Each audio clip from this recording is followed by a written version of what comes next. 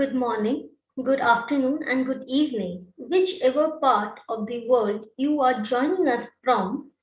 Global Council for the Promotion of International Trade, GCPIT team, is proud to welcome you all for this prestigious summit, Global Sustainable Business Summit. Time has come to redefine sustainable businesses. It is time for businesses and other stakeholders to adopt new issues, new methods for pursuing sustainability, and a new, more assertive voice. The changes in the environment, technology, economy suggest that a new set of concerns must be prioritized. First, businesses require a revised agenda. This should include areas where sustainability issues and businesses issues have converged and where new topics have emerged. And it should allow for the reinvention of sustainability to meet the requirements of a new reality. The need to confront the three systematic changes affecting businesses: climate change, technological innovation, and structural economic change is the starting point for these topics. Climate resilience, technology, human rights, ethics, and inclusive automation will become the defining characteristics of sustainable business leadership. In addition to a new agenda, we believe it is time for sustainability leaders to adopt a new strategy. In a world that is constantly evolving, new skills will become even more crucial pieces of the puzzle. Assisting businesses in navigating the emerging world requires developing and contributing to resilient business strategies and opposed to merely integrating sustainability into business strategies developed by others. It focuses on how companies implement sustainability practices. It is crucial that companies advocate for outcomes that leverage all of the changes we are discussing for broad social benefit. The business sector will only be able to play this role if it champions an agenda that resonates with the public and if it is perceived to be acting for the greater good rather than for short term financial gain. The payoff for businesses in substantial, the chances to contribute to progress or critical issues, the creation of a more predictable operation environment, and ideally the restoration of trust. Sustainability is becoming more important for all companies across all industry. 62% of executives consider a sustainable strategy necessary to be competitive in today's, and another 22% think it will be in the future. Simply, sustainability is a business approach to create long term value by taking into consideration how a given organization operates in the ecological, social, and economic environment. Sustainability is built on the assumption that developing such strategies foster company longevity. As the expectation on corporate responsibility increases and transparency becomes more prevalent, companies are recognizing the need to act on sustainability. Professional communication and good intentions are no longer enough. The following industry leaders illustrate what sustainability initiatives look like. Nike and Adidas, they both have stepped into seriously. Nike has focused on reducing waste and minimizing its footprint, whereas Adidas has created a green supply chain and targeted specific issues like dyeing and eliminating plastic bags. Unilever and Nestle, They have both taken on major commitments. Unilever and organic palm oil and its overall waste and resources footprint, and Nestle in areas such as product life cycle, climate, water efficiency, and waste management. Walmart, IKEA, and H&M have moved towards more sustainable retailing largely by leading collaboration across their supply chain to reduce waste, increase resources, productivity, and optimize material usage. It also has taken steps to address local labor conditions with suppliers for emerging markets. Pepsi and Coca-Cola they have both developed ambitious agendas such as increasing focus on water stewardship and setting targets on water replenishment. In biopharma, Biogen, Novo Nordics have both worked towards energy efficiency, waste reduction, and other ecological methods. They have also focused on social impact via partner initiatives in the areas of health and safety. In financial services, we see new banks like ANZ and Westpac in Australia, both advanced local companies with good sustainability practices and by embedding sustainability in their businesses, process, and culture. Car manufacturers like BMW and Toyota have made strides on energy efficiency and pollution reduction, not to mention Tesla as an outsider, really challenging the industry overall footprint. Before we begin, let me introduce myself. I am Ananya Banerjee Chatterjee, the R&D and Communication Officer and your host for today. Let's begin the summit. I would like to call our first speaker for today is Mr. Dean Angelo, founder and CEO, Organic Tea Star, and he will be sharing his knowledge on the topic investing in your employees for long-term business success. Over to you, Mr. Dean.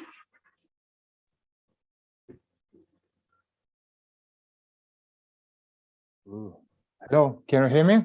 Yes. Thank you. Yes. Thank you for the invitation. Pleasure to be here and to share my knowledge. And I'm gonna share with you my presentation, and we can start with that. Who we are. Let me give me a second. Okay. Okay, we are Organic Tea Star, a company that commitment to sustainable printing. And what is important to know about us, we are a European printing company that specialized in customization of corporate apparel and fabricated merchandise for various events such as team building, conference, trade, and show and expos. This is our main goal. And our mission is because we believe that we all have a shared responsibility to make our better place. Therefore, we strive to change how the promotion in textile and corporate wear industry works for providing a safer, more sustainable approach to printing. This is some of our things that we've done, and this is our chain, supply chain. This is how the cotton came, because when we're talking about sustainability and reducing the carbon footprint, this is the way how we do that, as you can see. And what is sustainable business development? Because we believe that the main factor for sustainable business development is lifelong learning. Employees today no longer view training as a perk, but an expectation. According to LinkedIn 2018 Workforce Learning Report, whopping 94% of employees admitted they would stay at company longer if they invested in their careers. The reason for this can be as follows. Trends are constantly changing and modernizing, and user demand and customer needs and drivers variable. And in that case, another study conducted by the Association for Talent Development found that companies who invest in formalized training experience a 24% higher profit margin than those who did not. Training result improved productivity, employee engagement, and retention. Ultimately, investing in employees' development is vital to success, no matter the industry or company size. Why we should give our employees opportunity for job training and growth. While some of our employees may be satisfied to stay in their current roles long term, a portion of our staff is likely hoping to advance and grow. Finding ways to help employees develop new skills and capabilities ultimately helps us drive employee satisfaction and ensure us have a well-rounded workforce. With my personal over 25 years experience as a company owner and manager, has learned that the design and planning of training for employees is subject to serious reflection on optimization to avoid two main problems: lack of specific motivation and interest of the part of an employee in the given topic, and second, the lack of free time and the risk of detachment from the work process and the delay in deadlines for the performance of official duties. And in order to avoid the first risk, the profiles of employees as well as their direct duties must be well known and the training must be targeted correctly. For example, new trend, new products, new techniques of work, new suppliers, and etc. And for the second risk, my personal experience showed that the short target trainings related to the everyday work process are more appropriate and more acceptable in the periods of high seasons. With regard to general and global training or new employees, for example, onboard training, rules and corporate protocol, new technology, new customer service techniques, and campaign are most appropriate to be conducted in lower season. With regard to investment in employees for long-term success, the main direction is which we work as follows. Introducing in detail with all new trends for sustainable business and environmental model worldwide. Care for the health and well-being of the team members and their families. If necessary, preparation of individual flexible working hours for employees with children or health problems. Investing in our staff isn't just about professional development. It's also about acknowledging and respecting the significance of our employees' personal lives, especially after the stress the pandemic has placed on many individuals and families. Prioritizing work-life balance at our organization has never been more important. We make sure of the kinds of leave policies, remote work options, and flexible schedules that can help employees manage their personal responsibilities without dragging down their lives at work. Observing and setting examples of environmental protection attitude in the office environment, thus building habits that will be transmitted outside of the office, in family, friends, and we increase the range of people thinking sustainably, employees to feel commitment to cause. Providing employees with the opportunity to participate in the process of proposing and making decisions related to the sustainability, environmental protection, and the imposition of good practice in the office. Opportunities to improve the qualification of each employee and their promotion. Regular organization of team buildings and participation on team role-playing games where the roles of managers and employees are reversed, but real situations of everyday life are played. This gives ordinary employees the opportunity to show their expectation and new solutions. Employees who feel like they're operating in vacuum are more likely to seek work elsewhere. We have to ensure our employees feel like they're part of a larger team. Honestly, hosting yearly offsites, all hands meetings, and department-wide social events can help build the kind of camaraderie that support loyalty and retention.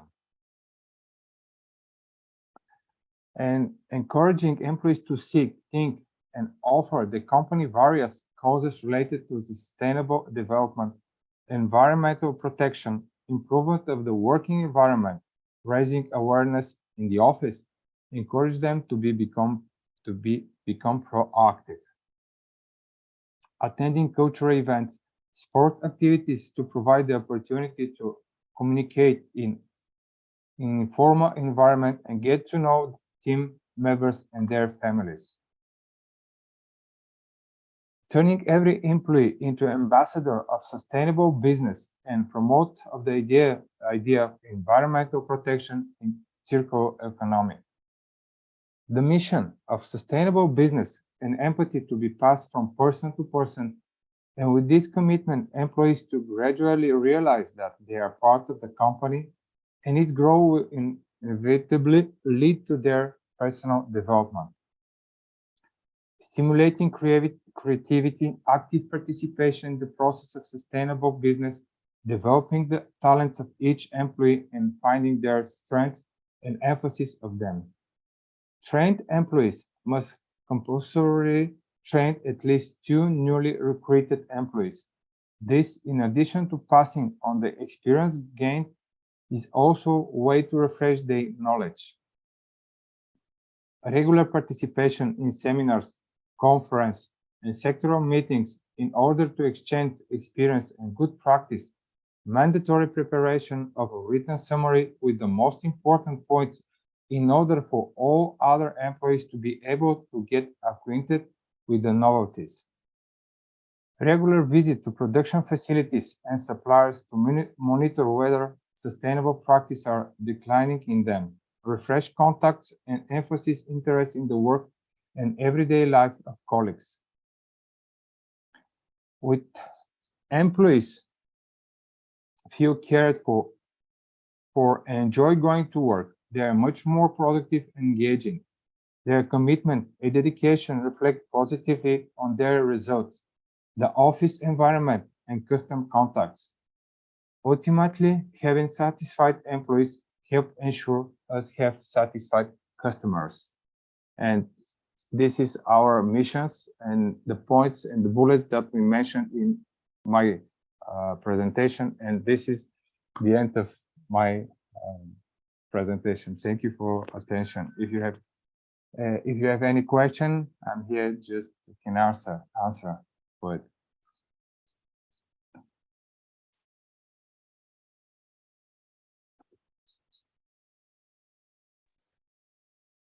Yes, Anaya?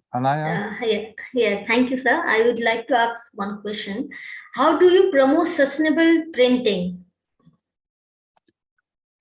What do you mean how to promote? You know, when we're selling the organic apparel, we always selling with organic printings, God certified, because all our products are God certified. And this is the only way that we can sell this product, because the organic products, 100% organic, is have a two-way of recycling. One way to recycle and one way to the falling apart in the nature. And when we print it with organic cotton inks, it's not a problem after that to be dissolved in the nature, and there is no problem with the falling apart. No pollution with ink that we use, because it's certified. And that's why we also teaching our clients what is organic product, what is organic ink, and what is the main goal, and what is the advantage to have organic products full process to receiving the organic product, because it's good for your skin. It's hypoallergenic. It's preserving the environment, and it's as I show in my presentation, that all the process of producing that one organic product is environmental friendly. The water that you're using for the producing the t-shirt is clean, and you can drink after that. The inks that we're using not toxic, and now we're working on the program after our clients ordering from us the product, organic product, and when they finish using this product, they can return to us. We can recycle and to make another product. You know, this is circular economic, and we're gonna use that to prevent and save our planet clean. Okay, thank you for the answer. My next question is, what are the challenges that you faced so far, and how did you handle those challenges? Oh, we have a lot of challenges. You know, first of all, one of the challenges is to change the mindset of the people to using organic products, because they think that organic products is something extraordinary or something strange, or is not comfortable, or it's not modern, you know, that kind of things. But now they understand that we have every year we have a new collection, we're following the trends, and the organic products are very comfortable. The challenge is that to also with the people in the company, that we learn them that it's important to preserve, protect our planet, because we have only one planet, but we have a garbage for 3 planets, and because of that, we have to be careful in what we're doing to change our mind. And that's why I say I have to learn first our employees, and then they're gonna learn our clients, their family and friends about that sustainability business and things.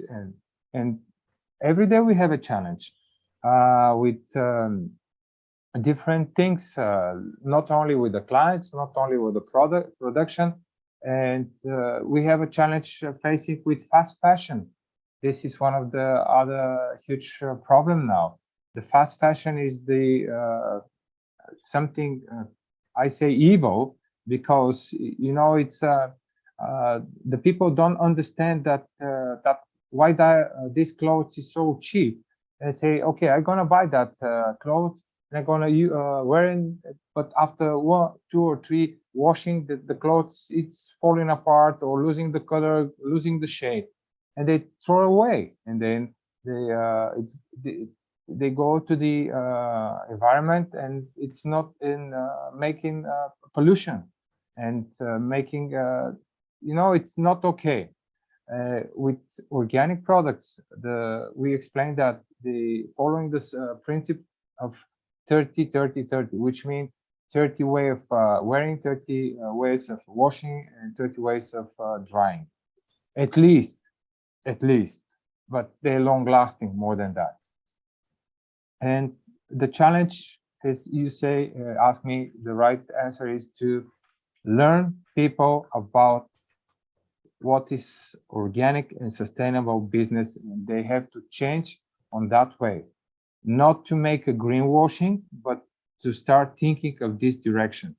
Because I'm gonna give you one example. I was receiving a green award about my business, what I'm doing, and one person came on the stage, say, I selling green painting, and look, I make t-shirts with my new painting. And I say, is this t-shirt is organic as the print is organic. No, it's not.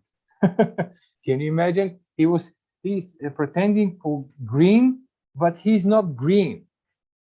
This is what we have to, we're facing all day. This is the challenge for us, to change this mind of thinking that they have to thinking about green. This is one of the ways, and the other ways is to thinking about this their employees, to explain why they have to ordering organic product, because the employees is the face of the company, and when the employees is satisfied of the product that they're receiving and wearing the organic products, they'll be more pleased and they'll be more confidential with that, and they will know that the company thinking about them.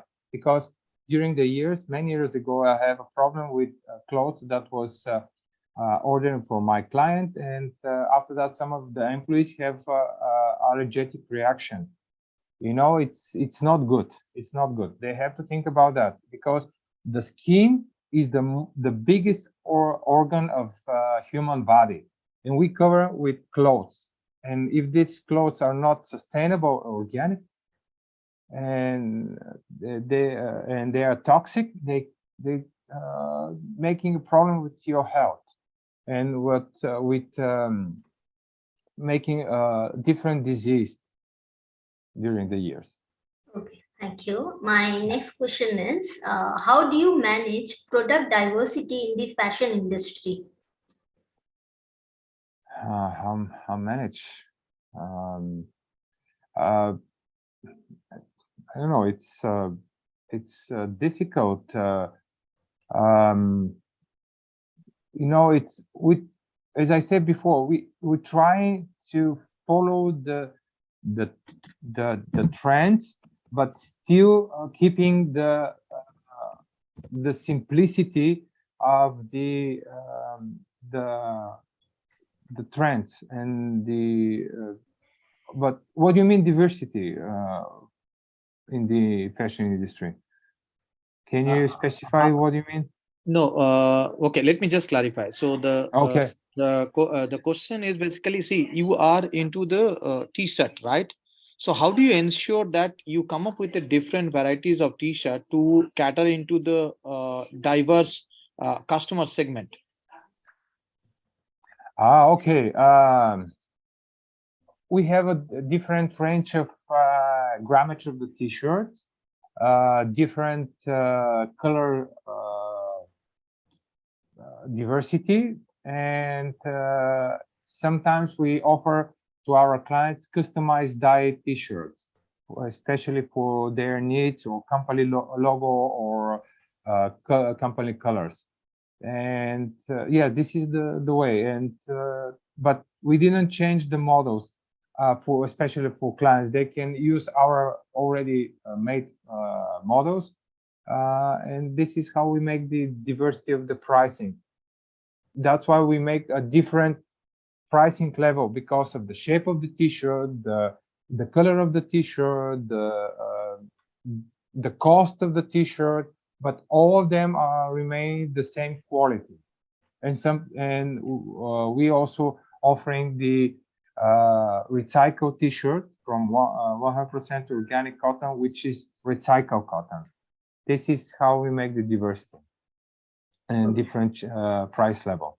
Did I answer correctly on the question? Yeah. Thank you for your answer and your presentation, Mr. Dayan. Okay. Thank you. Thank you. Thank you so much for invitation and to be a part of this summit this year. Thank you. Thank you. It was a pleasure for me. Same with us. Thank you.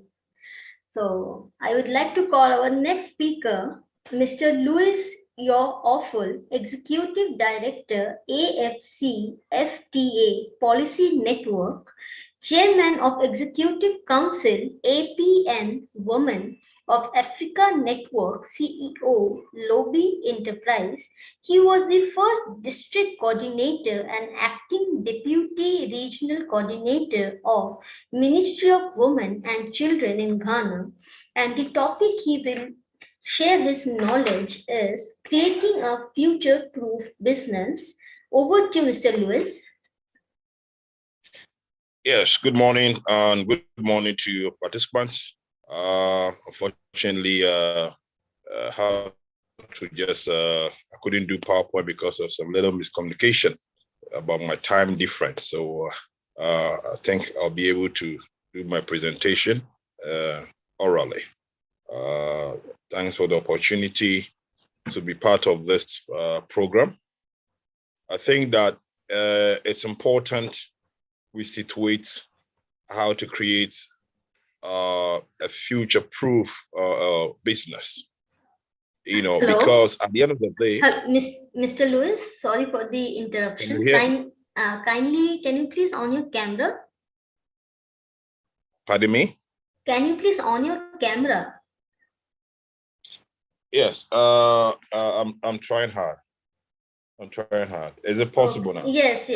Thank you so much. And sorry for the Yes. interruption. So yes, that's fine. So as I said, you have the topic that has to do with creating a future-proof business, and I'm saying that it's important we situate it in the context that we find ourselves in this era. And I would like to look at the phase that has to do with having a succession plan for us to have a future-proof business. There is a need to have a succession plan, no matter the type of business or the type of markets that you find yourself. For example, if you look at most parts of Africa, a lot of businesses are private-owned businesses, which are very, very good, all right? But if you look at the governance system, most of them don't have a succession plan. You need to have a succession plan, management succession plan, where you say that in the next 10 years, when you, the founder or the group founder, steps down, who are the people professionally who are going to take care of or take over this business? Most of the time, because of lack of succession, a lot of well-established businesses collapse because then they don't have any plan as to succession. They don't have any plans to succession which affects the budgeting, which affects MOUs and partnerships. There's no continuity. And so it's very, very important to really look at and review the existing succession plans. And if there is none, create one that will meet the times so that the business can be protected in the future. We should take the examples of the Coca-Colas. We should take examples of the Fords. They have had successive plans, management successive plans, which to today we are still having. I don't know which country have not tasted Coca-Cola. and that is it. I don't know which country have not tasted Coca-Cola. Everyone, at least, every country might have seen the bottle of Coca-Cola. How did it happen? They had, but today,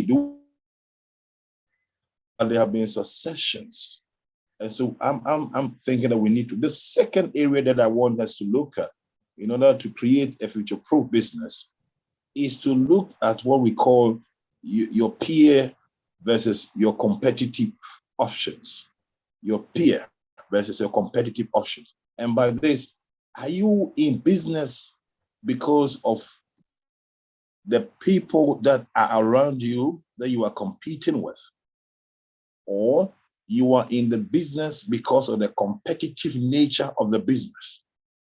If you are in business because you have to satisfy the expectations of some individuals or your peers or some friends, or then you are the wrong place.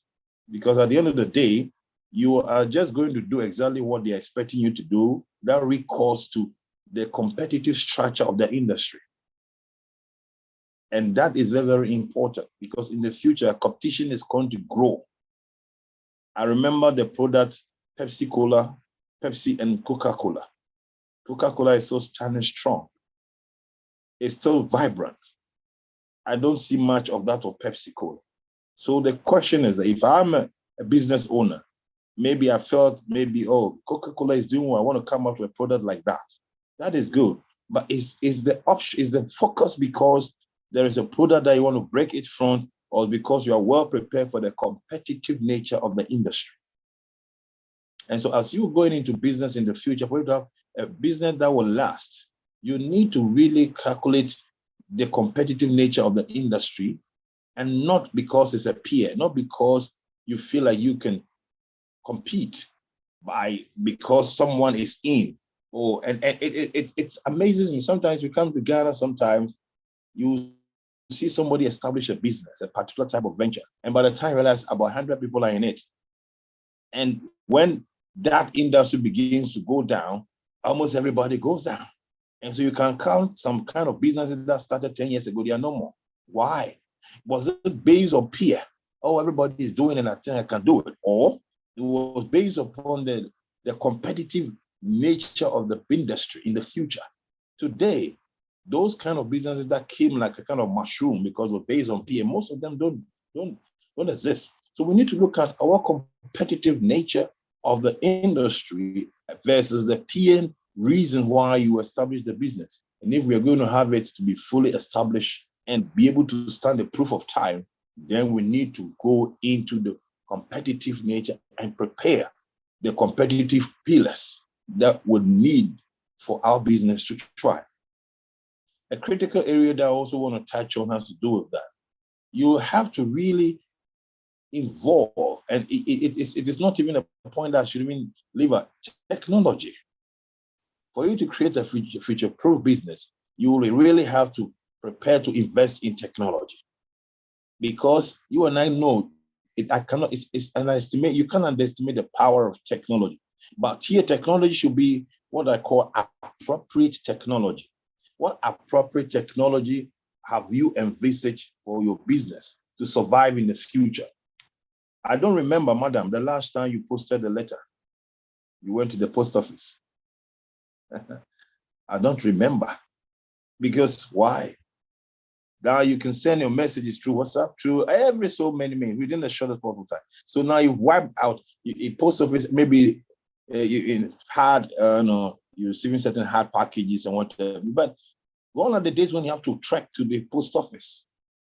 Gone are those days when you have to trek to go and do telegram and telefax and faxing all those. Today, it's as easy. You can use your smartphone to do all these complex. And that is the beauty of technology. So it should not just be technology, but it should be appropriate technology.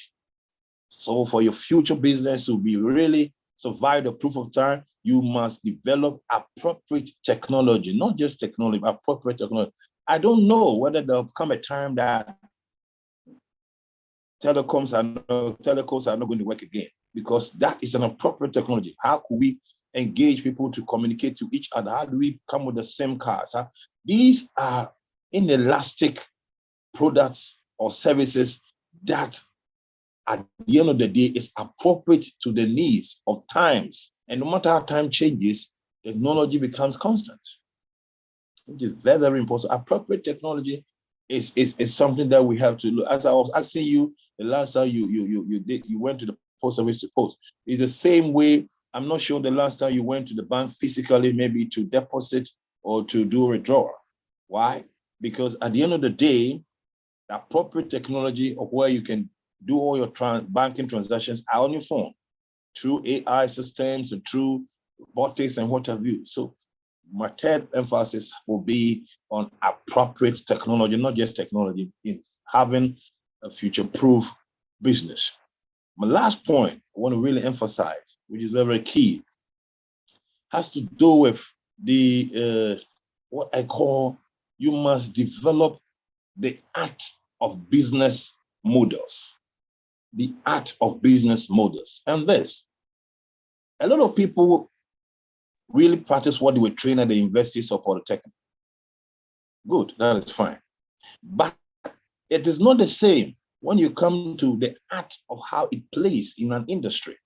And it is how you play, or it's how you design your art that will give you the urge. I remember a friend of mine some time ago went for a program, and when he went for the program, an interview, the interview, everybody was having a white sheet of paper. And then he decided to use a yellow sheet of paper. And so he was asked, why are you using the yellow sheet of paper? Then he said, I want to be unique. And that got him the job. You realize, you see, at the end of the day, everybody is going for interview, but he decided to choose the art, a specialized art of doing it. You can be having a business, maybe you belong to the telecom industry, but what is the art of the design art of how you want your business to look like and to play? Are you going to go the way everybody does it? For example, when you take customer experience, how is your customer experience going to play? Is it the normal one that is known to everybody? So the art of the job is very important. Even the people you employ, you have to take them through this design art of the work. It is different from what you were taught in the university, different from what you were taught at the polytechnic. It's different from where you were, but it's a kind of model that suits your service and your product, and that will bring a lasting result to your competitors or to your clients. So we need to have the art of the work. And that is why sometimes it's very difficult that sometimes you hear some graduates say, look, I don't feel happy on my job. Sometimes not because they are not paying them well, but because they don't, their skills doesn't match with the art of the work or the art of the business. And so I think that when we are able to deploy all these 4 items I've expanded, you can really have a business that will last into generations, transgenerational, because it becomes unique to you. It becomes fresh to the clients. It doesn't become stale. You and I right now, we're using the Zoom. A time will come.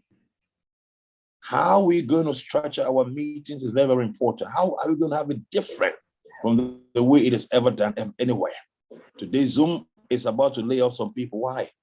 Because maybe Zoom was looking at a pandemic situation. Could Zoom come out with something beyond the pandemic situation? I'm sure they might be thinking about it. And on that note, I want to thank you. Thank you, Louis. I would like to ask you questions.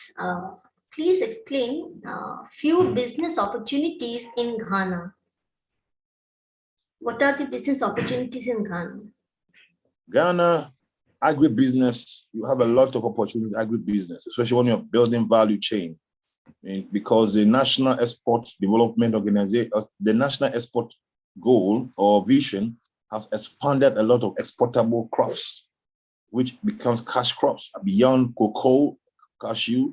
Now cashew is very important. Coffee, we knew coffee was there, but cashew, shea butter, these are very, very important. Coconuts.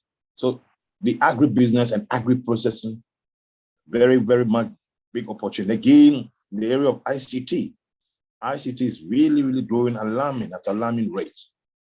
To invest either in hardware or in service, which is also very, very, very important. Another area which is very important, that is an open opportunity of business in Ghana, is fintechs. Fintechs are also growing very, very much because, and we have ZPay, you have products like ZPay, and we had one of Africa's foremost internet experts who happened to be from Ghana. So fintechs, ICT, agribusiness and agri-processing, food processing is really, really dominant in Ghana. Another critical area business that is also dominant in Ghana is the area of garment and textiles. It is key because we have even a national policy where every Friday you're supposed to wear your indigenous cloth. And so garments and textile is also really doing extremely well. Last but not the least, another industry that is also doing very well when it comes to business in Ghana is the creative industry. If it needs the necessary push, it can earn a lot. If you look at some of our programs we did regard to the year of return, which was connected to tourism. So by extension, I'm looking at tourism, but creative industry really, really fetches a lot of revenue. Why? Because the value chain is very, very wide and long, and people fit into it as it keeps expanding. So these business sectors are very, very dominant in Ghana. And then you're looking at pharmaceuticals. Pharmaceuticals is also a very, very big opportunity, an area for anyone who would like to invest or do business in Ghana. Okay, thank you. My next question will be some of the key government policies to promote local business in Ghana. Well, the key among them is one government policy we have is a PPP, Private Partnership, Participation Act. This was an act that was enacted by Parliament. So the governments can have partnership with the private sector. And so one policy that government want to look at is what we call the 1D, 1F, one district, one factory. In other words, if you take Ghana's districts, government's aim was that he would like to have a factory based upon the raw materials available. And this, he was going to do it with private sector companies. Government was not going to do it alone. So if I have my plan, I have my business plan as a government, I want to partner you so that we can build a factory on within a sugarcane district or mango district, fruits. That is a very, very good initiative, that government policy, which I think is also very, very important.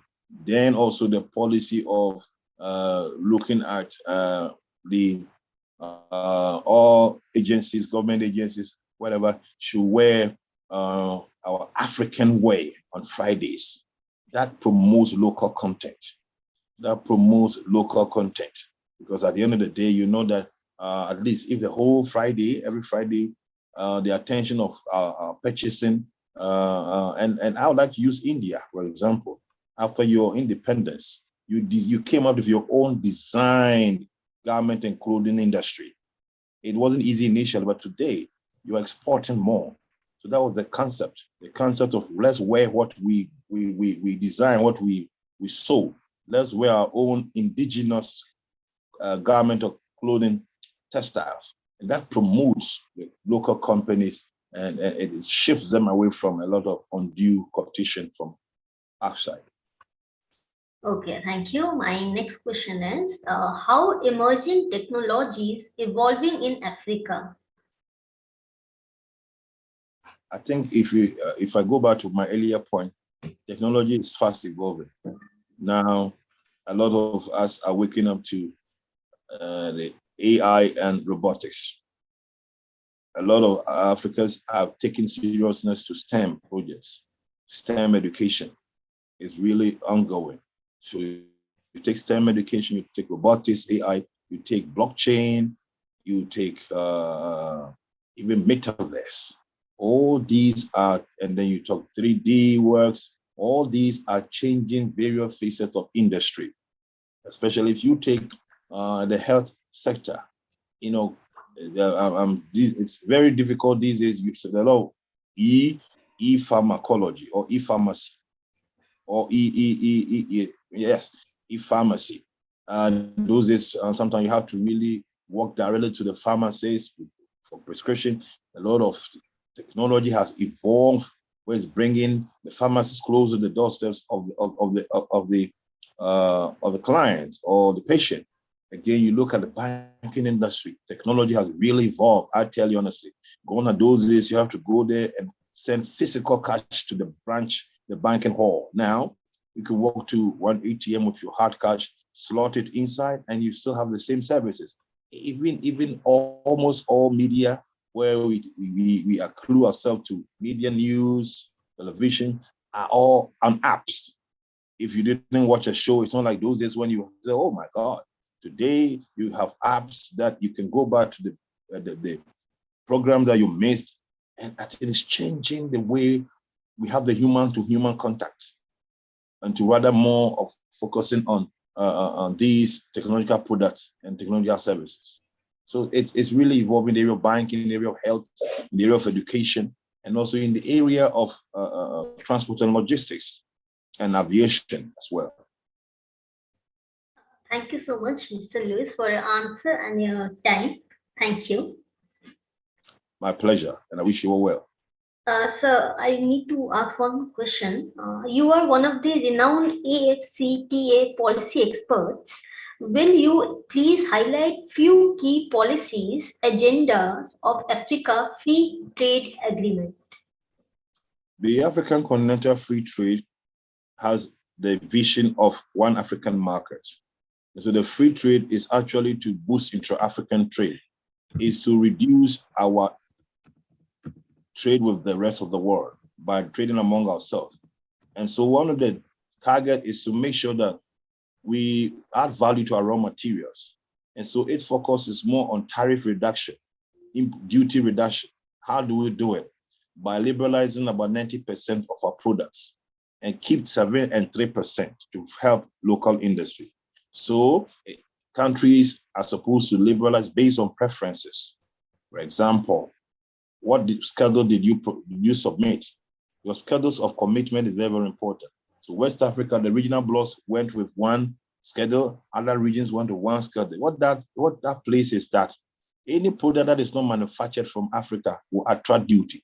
Any product that meets the rules of origin in terms of wholly made, partial, or value addition, whatever it is, we need to have an originating status for the product so that you can attract duty reduction. And once you have duty reduction, it enables your export cost to reduce and you can export and expand your business. So the aim of the African Continental Free Trade is to create a big revenue market for the African people so that we can be able to be innovative based upon our comparative advantage. Why will Ghana import wheat from outside Africa when Nigeria can do it? Why will Nigeria import salt from outside Africa when Ghana can do it? That comparative advantage is what the ASCFTA agreement seeks to, not only in the area of goods, but in the area of services. What offer can I give? Can I give tourism and you in turn give me transport? Can I give out health side and you give in return telecommunication? So goods and services has been carefully negotiated, say that the barriers are removed, technical barriers are removed, and then duties are given at reduced counted or reduced rate per what each member state offered. Thank you. One more question. One Europe and one Africa market is gaining higher attention across world. How both continents collaborating to promote international trade? If I understand the question, how is Africa collaborating with on international trade? Yes, one Europe and yes, correct. You have understood the question correctly. Well, I think that Africa needs to continue to believe in the African Continental Free Trade because we have our own market then. It gives opportunity to startups. We will continue to trade with Europe. However, we should be mindful of partnership agreements that will slow the implementation of the ASCFTA. We should go into a partnership agreement with the rest of the world on input-based products. What inputs, what we cannot produce yet to help our industrialization agenda. We should not import things we can produce here in Africa. That will not help with the agreement, and that will not make us industrialize. We can do importation of industrial inputs so that we can work on it and come out with our own. And I keep always using India. That is today you manufacture everything. So I think that with the rest of the world, we should look for input-based importation and partnership agreements that will respect the trade, fair trade. This is the way I think that Africa needs to trade with the rest of the world. Thank you. Thank you for your answer. Let's see if we get any more questions. Okay. Pan-Africa e-commerce policy, if any. If there are any e-commerce policy in Pan-Africa. Yeah, I think the African Continental Free Trade in the next phases to come will engage in what we call the digital trade. It replaces the name e-commerce. So very soon, there will be a protocol within the agreement called digital trade. So yes, it's in phases now. It's still under negotiation. It's a discussion level. Eventually, it will be part of the agreement. Okay. Thank you, Mr. Lewis, for your great answer and your great time. Thank you so much. My pleasure. Bye. Bye. So I would like to call our next speaker, Mr. Rajesh Jyoti Kumar Pari, Assistant General Manager, Sustainability and Compliance, Amara Raja Group, engineering and management professional with more than 30 years of experience in ESG and sustainability, quality management, environment management, health and safety management, and he will be sharing his valuable knowledge on the topic embedding sustainability across the business. Over to you, Mr. Rajesh. Thank you very much. Am I audible? Yes, you are audible, sir. So can I share my screen? Yes, please.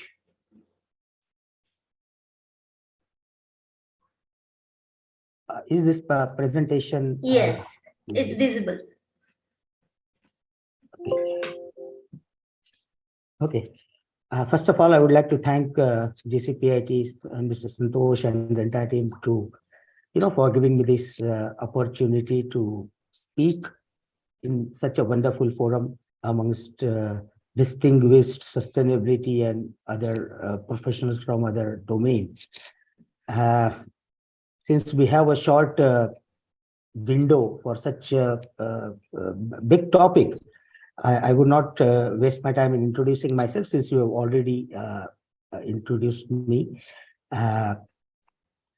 Sustainability, as we all know, is a broad policy concept, in the global public discourse, and it is often conceived in terms of the three dimensions or the three pillars, as we call them, the E, S, and G: the environmental performance, the social performance, and the economical performance of an organization. And nowadays, we also, synonymously use the terms ESG.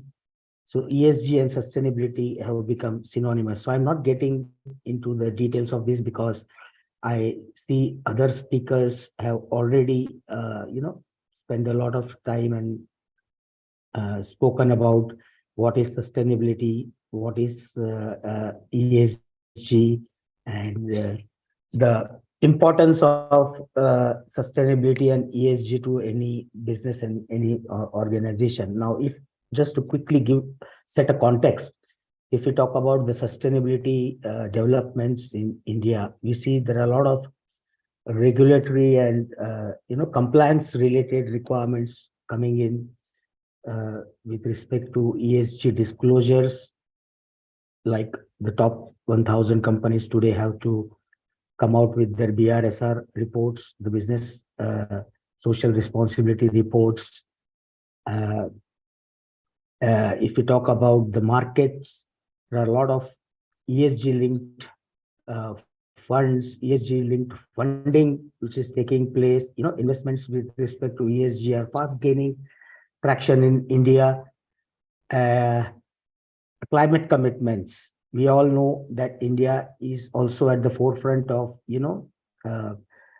making commitments with respect to, our net zero pledges, reducing the carbon footprint of our country as a whole. And many of our, most of our organizations, businesses are also equally committing to the net zero targets that the entire world is setting up, right? Also, a lot of global multinational companies which are operating in India, they have their own sustainability and ESG targets, and they want their Indian counterparts, their Indian supply chain partners, business partners to also comply and commit to this E, S, and G related commitments. So these are all the important developments that are taking place.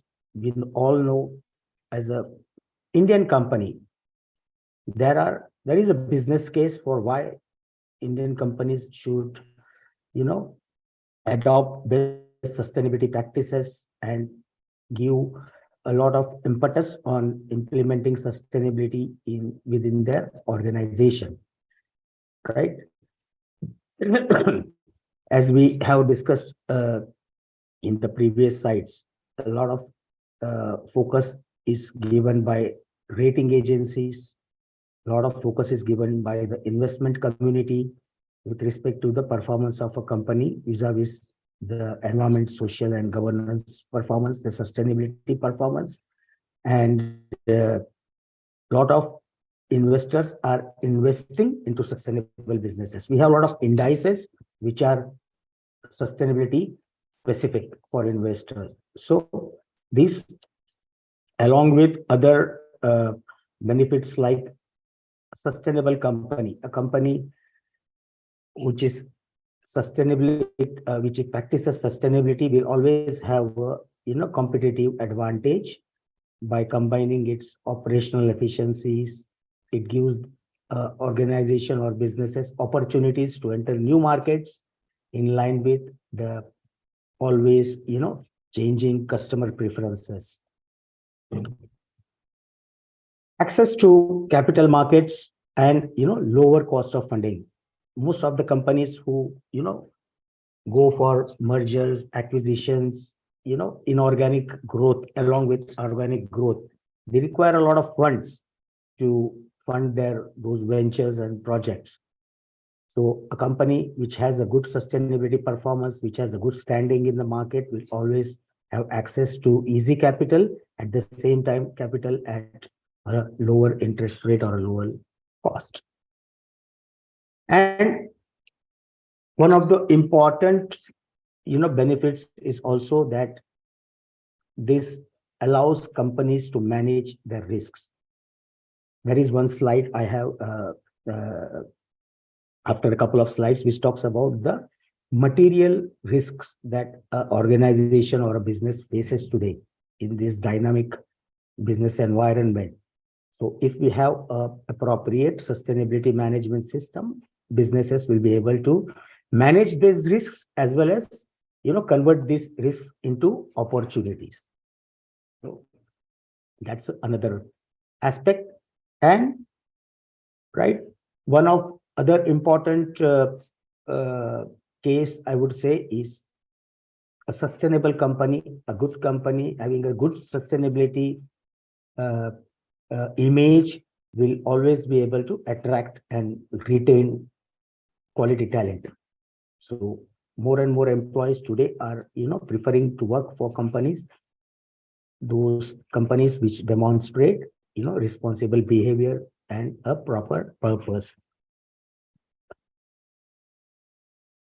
And as I said, regulatory compliance, because compliance requirements are going to be more and more stringent. It started with top 100 companies with market capitalization, top 100 companies with market capitalization. Today, it has been extended to 1,000, and I'm sure in the near future, all limited companies or all Indian businesses will have to, have sustainability systems and report their sustainability performance vis-a-vis the ESG parameters. It's already happening in Europe, and I'm sure it's going to happen in India very soon. Now, coming to the subject which I am asked to speak on, embedding sustainability into an organization or into a business, right? It is, we have discussed, many businesses today do recognize the importance of sustainability and have made it a priority, but actually putting the concept into practice isn't that easy. There are many challenges, there are barriers, and it just can't be simply added to existing strategies and processes. And sustainability also cannot be implemented in silo. It has to be embedded into the existing business. It has to be infused into the blood of an organization. Okay, right? So a recent survey, there are a lot of surveys. One of the surveys found that 2/3 of consumer products company executives believe a sustainability or a sustainable supply chain will always become a competitive differentiator. So again, that is one of the advantage. And the same percentage also said that having a clear purpose is very, very critical for a company's long-term success. Now, as I said, organization faces a lot of challenges and barriers. There are difficulties while implementing sustainability or embedding sustainability into your existing systems. One, there is definitely going to be an additional cost of implementing sustainability. There is going to be a lot of compliance requirements which we need to understand, which we need to comply to. Certain barriers are there with respect to even regulatory policies. For example, if an organization in a certain state today even wants to invest in renewable energy, there are certain caps on how much rooftop solar, capacities you can implement, how much you can bank to the discoms and so on. So there are a lot of regulatory related challenges faced by organizations as well. Then comes the supply chain, the value chain, a lot of challenges in bringing the entire value chain and supply chain in line with your own business code of practices, sustainability practices, and lack of resources, lack of knowledge, lack of competent people available with the knowledge on domain knowledge on sustainability and other issues, technology, methods. So these are various challenges and difficulties that businesses face when they decide to embed sustainability in their organization. As I said, there are a lot of material risks. Now, I'm not going to get into this because I'm sure other speakers must have discussed on the material risks which organization faces, vis-a-vis sustainability, environmental, social, governmental, governance related, leadership related, human capital related, operational risks, and so on. Now, simply put, I would say there are 5 ways of embedding sustainability in organization or a business. The number 1 is to strategize. Strategy. Impact sustainability has on your company's brand and work culture, can open the door to new opportunities, as I said earlier, and long-term growth for you. But achieving those benefits requires, making some certain fundamental changes to the way we strategize, the way we plan, the way we design our products, our workplaces, the way we manufacture, the way we operate, and the way we maintain our processes. Right? So it starts with incorporating sustainability into the organization or the businesses goals, the vision, their businesses' own values, the corporate mission, by addressing environmental, social, and governance related impacts. This may require an analysis of our current goals, objectives to uncover the gaps, and then embed sustainability related goals, objectives, targets into the system.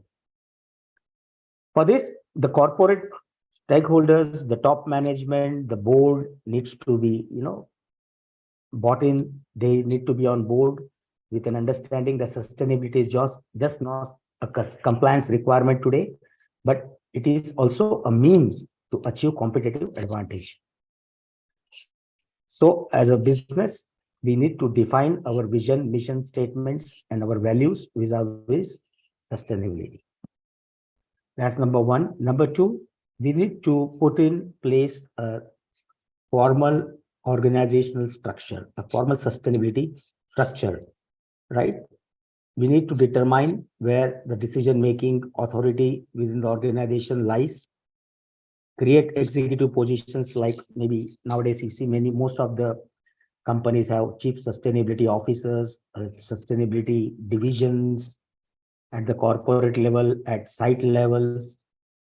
To create such kind of a structure, create top level sustainability councils or committees which meet periodically to discuss sustainability related issues, risks, opportunities, performance, and so on, right? So there are many ways in which companies can implement their sustainability strategies and structure across companies. And these companies will, the strategy can vary from company to company depending on the sector and industry and geographies in which we work. Typically, sustainability crosses levels of management as well as the various functional groups within an organization. Each level of management within the firm will play a different role in the management of sustainability and will address specific purposes. Now, once the structure is set, then comes the processes. So we need to define the horizontal as well as the vertical flow of information, right, within the organization structure vis-a-vis sustainability. Right? Processes define how things function in the context of the overall sustainability. Right? For example, how we are going to, collect data with respect to the indicators on environment, social governance, then how we are going to report, how we are going to vet those data, how we are going to report this data and our performance, how we are going to set key performance indicators, targets, goals. Then we need to have formal systems. We need to define and formalize various SOPs or standard operating procedures, on how we are going to measure and report our data and performance, define various platforms for periodic reviews and exchange of ideas vis-a-vis sustainability. So all this will be part of, the process. Then advanced analytics can also help, in spotting risks in environmental impact, labor practices, and all the other domains within sustainability that a company can take action and mitigate to. So nowadays, a lot of softwares are available, to help businesses in formalizing these systems. Okay. A data-driven approach can provide a way, in which to demonstrate sustainable business practices to your customers, to which supports growth. Partners, regulators also are looking for evidences and proofs of your sustainability. They would not tolerate, mere lip services on sustainability and what nowadays we hear called the very common term called greenwashing. So a data-driven approach will always help you to provide that evidence and confidence to all the stakeholders.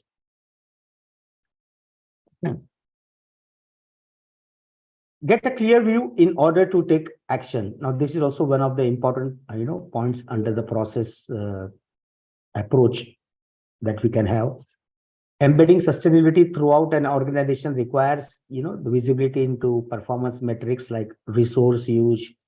So as I said, we can also, make use of energy audits, water balance audits, safety audits. There are a lot of community assessments available to identify the needs of community, impact assessment studies to, study the impact of our corporate social responsibility projects. So all this would become part of our process approach and are very, very important in order for a business to, embed and demonstrate this embedment in the organization sustainability. People, very, very important aspect again, right? So it is very important. The people across all the levels, are important, and we need to get their buy-in. Unless we get the buy-in from the people within the organization, couple of members in the sustainability team are not going to be able to drive sustainability across the organization.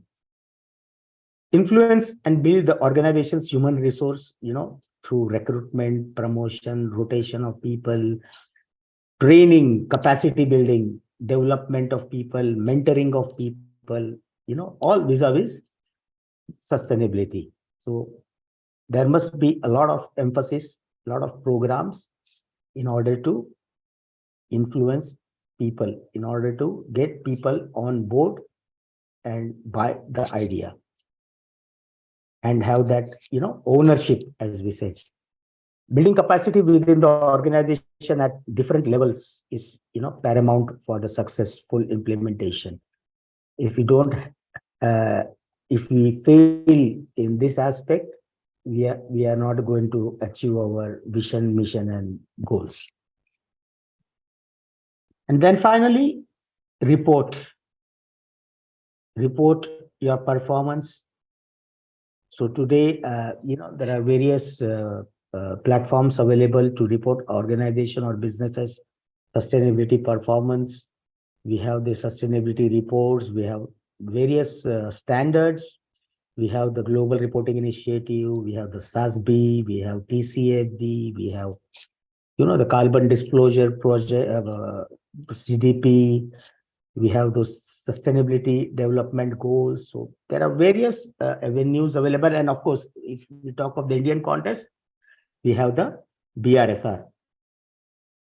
So it is imperative for us for any business to report its sustainability performance in a transparent way, in a balanced way, without, any greenwashing, and let the stakeholders know the performance of your organization, the future plans of an organization, the continual improvement which an organization can demonstrate through its sustainability reporting.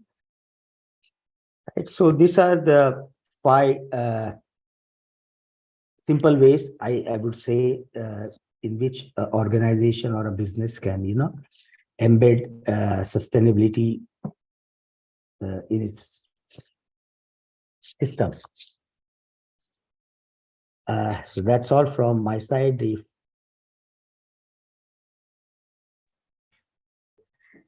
Sir, I'd like to ask few questions.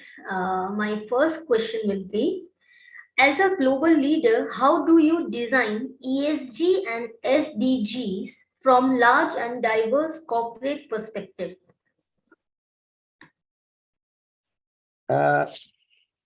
See, we don't design SDGs. SDGs are goals which are already been set. So as an organization or as a business, we need Can to you? yeah. Okay. Can you please define it? SDG is our sustainability development goals, which the United Nations have, set for the entire planet, for the globe to be achieved, by 2030. So there are some 17 number of goals which encompass the entire umbrella of, the economics of the globe, the environmental performance, governance related issues. Like for example, there are goals on how to alleviate poverty, how to provide clean drinking water, fresh water to each and every citizen of the globe, to improve the lifestyle of people, provide infrastructure, and so on. So there are 17 different goals vis-a-vis, covering various aspects of human development, infrastructure development, and meeting the basic needs of individuals, including human rights, labor rights, women rights, and so on. So as a business leaders, we need to, design our sustainability approach in such a way that we align our sustainability with all the sustainability goals which the United Nations have set. And this can also be demonstrated through the sustainability report, which I was mentioning as, one of the strategies. Okay, thank you, sir. Next question will be, future of impact investment in India. Well, impact investment is definitely is going to have a great future in India, because India is now is a one of the leaders in the capital markets and one of the economic powerhouses now. So we are not aloof to what's happening in Europe or all the developed societies. So definitely we are very much going to be part of the global impact investment chain. Thank you for your answer. My next question is, How do CXOs strategies sustainability in business model? Correct me if I'm wrong. I heard CSO, right? CXO X for Christmas. What does the X stand for? Because I haven't come across it honestly. Okay, so CXO. CXOs is basically, it may be chief executive officer, chief marketing officer, chief, any chief. Oh, N, chief X. strategy. So It X is called stands for. CXOs. CXOs. Yeah. So you see, most of the organizations and companies in their boards, they have, at the top level, they have the chief finance officers, chief financial officers, chief executive officers, chief sustainability officers, marketing officers, procurement officers, commercial officers, and so on. So as I said earlier, when I was discussing point number one, strategy. So it's very important that the buy-in and the thrust for sustainability comes from the top level. They have to buy the concept. They have to strategize their strategies of the respective functions they had vis-a-vis sustainability. When I said we need to have a sustainability council, for example, so all these CXOs must be members of this council, and decisions vis-a-vis sustainability should be collectively taken through brainstorming, brainstorming, assessing risks, opportunities. So they have a big role to play, and within their individual line functions, it is their responsibility to drive down sustainability. Hello. Yeah. Okay, thank you for your answer. My next question will be some of the unique initiatives under ESG. Unique, ESG. Some of the initiative under ESG or sustainability as part of your company. Some of the unique initiative, which probably may not have been taken care in any other industry or any other parts of the world or something. Well, see, I'll tell you, as far as the company which I represent currently, if you see the beginning of this company itself, our founders were very well settled in the US. I mean, they came down to India with a sole purpose of, touching upon the lives of rural India. And that's where we started in 1985 in, a small place, a barren land in Chittoor district. Today, one of the uniqueness that we have, I am very proud to say, is that we have 16,000 employees in our organization, direct employees, and all of them are on the roll of the company. We hardly have any contract workers, which is the normal trend in all the businesses in India. Each and everyone who works for us is on our company roll and gets all the benefits that all of us get. So that is one uniqueness. And our products itself, our products, if you see, when we brought Amaron brand into India, the product was unique. The technology was unique. And even today we spend a lot of efforts and resources in our product design. We are coming up with a mega factory, on the lithium technology now in Telangana. So we have installed we already have 70 megawatts of solar installed at our plants. And unfortunately, because in Andhra Pradesh, we cannot go beyond, we have already reached the maximum capacity which we can install at our sites. So we are waiting for, policy changes and hope to increase our renewable energy pie in the entire, energy pie chart for the organization. So, and there are many more. There are many more such initiatives that we have. Thank you. Let's see if we get some more questions. Thank you, Mr. Rajesh, for your time and answering with such great answers. Thank you so much. Thank you so very much. And thank you very much, GCPIT. Thank you, Santosh, and thank you, Ananya. Thank you, sir. Best Thank of you. luck. Bye-bye. So I would like to call our next speaker, Mr. Basil Hamoda, researcher, DBA, Tallinn University of Technology. Mr. Basil has been mentoring startups through several programs over the past 10 years and has done businesses in several countries in Europe, the Middle East, and in US across consulting.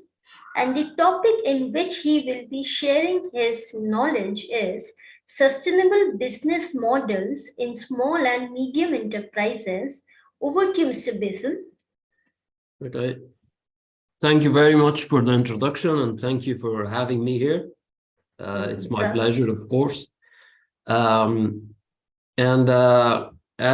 Ananya introduced, I'm a researcher at Tallinn University of Technology, focusing mainly on entrepreneurship and business models and educational improvement. So what I'm gonna discuss today or show to you today is actually a result of a research project that we worked on over the last 2 years, and the paper was produced then and published. We aim to understand exactly how sustainability and sustainable business models are applied in small and medium-sized enterprises, without a focus on a specific region, so it was more or less of a global study. So I'll share my screen. Would this be okay?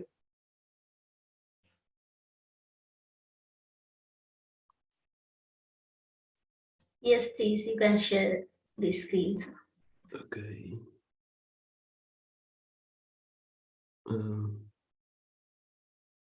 Okay, visible. can you see my screen now? Yes, it's visible. Okay, perfect, yeah.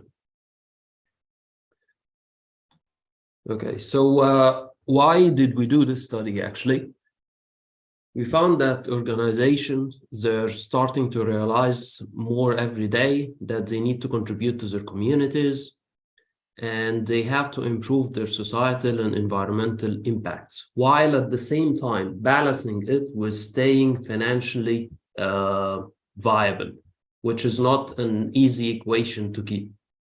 Also, a lot of stakeholders, not only external stakeholders like government, like customers, but even the employees inside the company, they're starting to want their company to be more sustainable. And being a sustainable company is one of the most attractive features for any employer these days. Also, customers on the other side, and even business clients, they're interested more in dealing with sustainable companies. They're looking at your sustainability reports and how you're, for example, reporting on your CO2 emissions, what activities are you doing to help your local communities, and so on. So how are organizations responding? They're trying to adapt their business model, not only their offering, not only their marketing campaigns, but their whole business to become more sustainable. How? By putting their goals, by adding goals, those that are addressing the social welfare of their societies and the environment that they're working in. So a definition of sustainable business model, as you can see, it just emerged a few years ago, because it's in research, it is seen as a new and interesting field of research.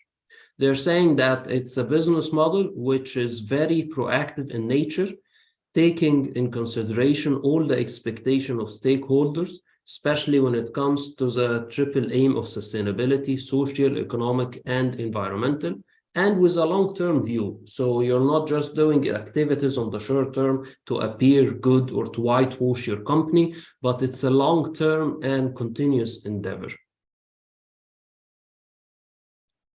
So that's the paper that we published. I was working with Professor Suzanne Durst, who is an expert in this field, and with a small research team as well.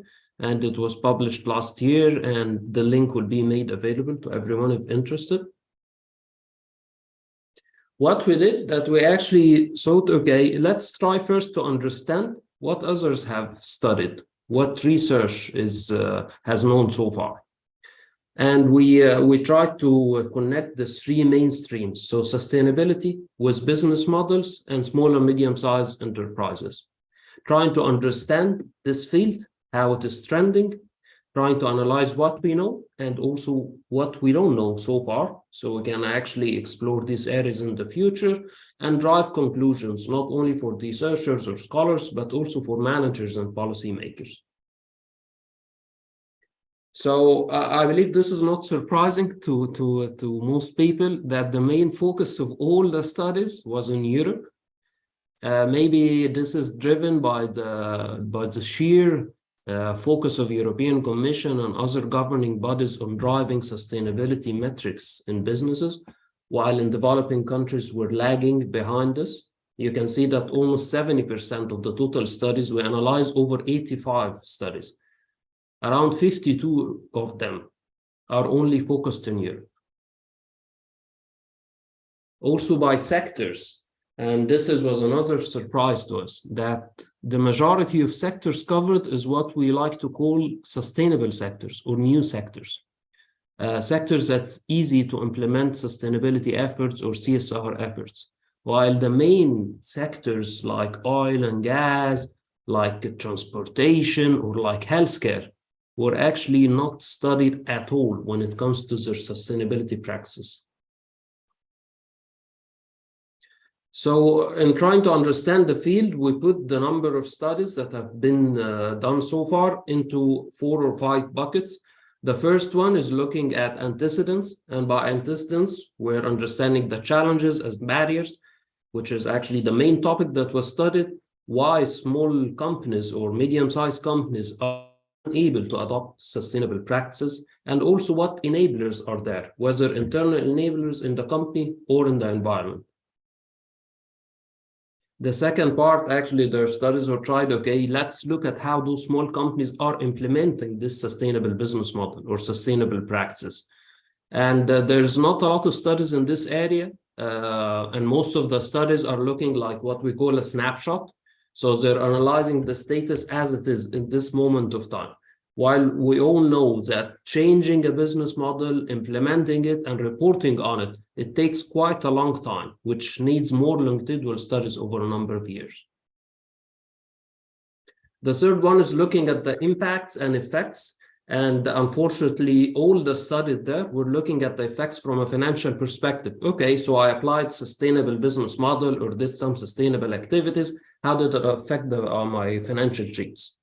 Which is not true, because when you're implementing any sustainable endeavors, you have to look at the 3 angles as well. How it's affecting, for example, the company culture, how it's affecting the social welfare of the employees or of your customers, and so on. The main focus so far, however, has been on the financial side only.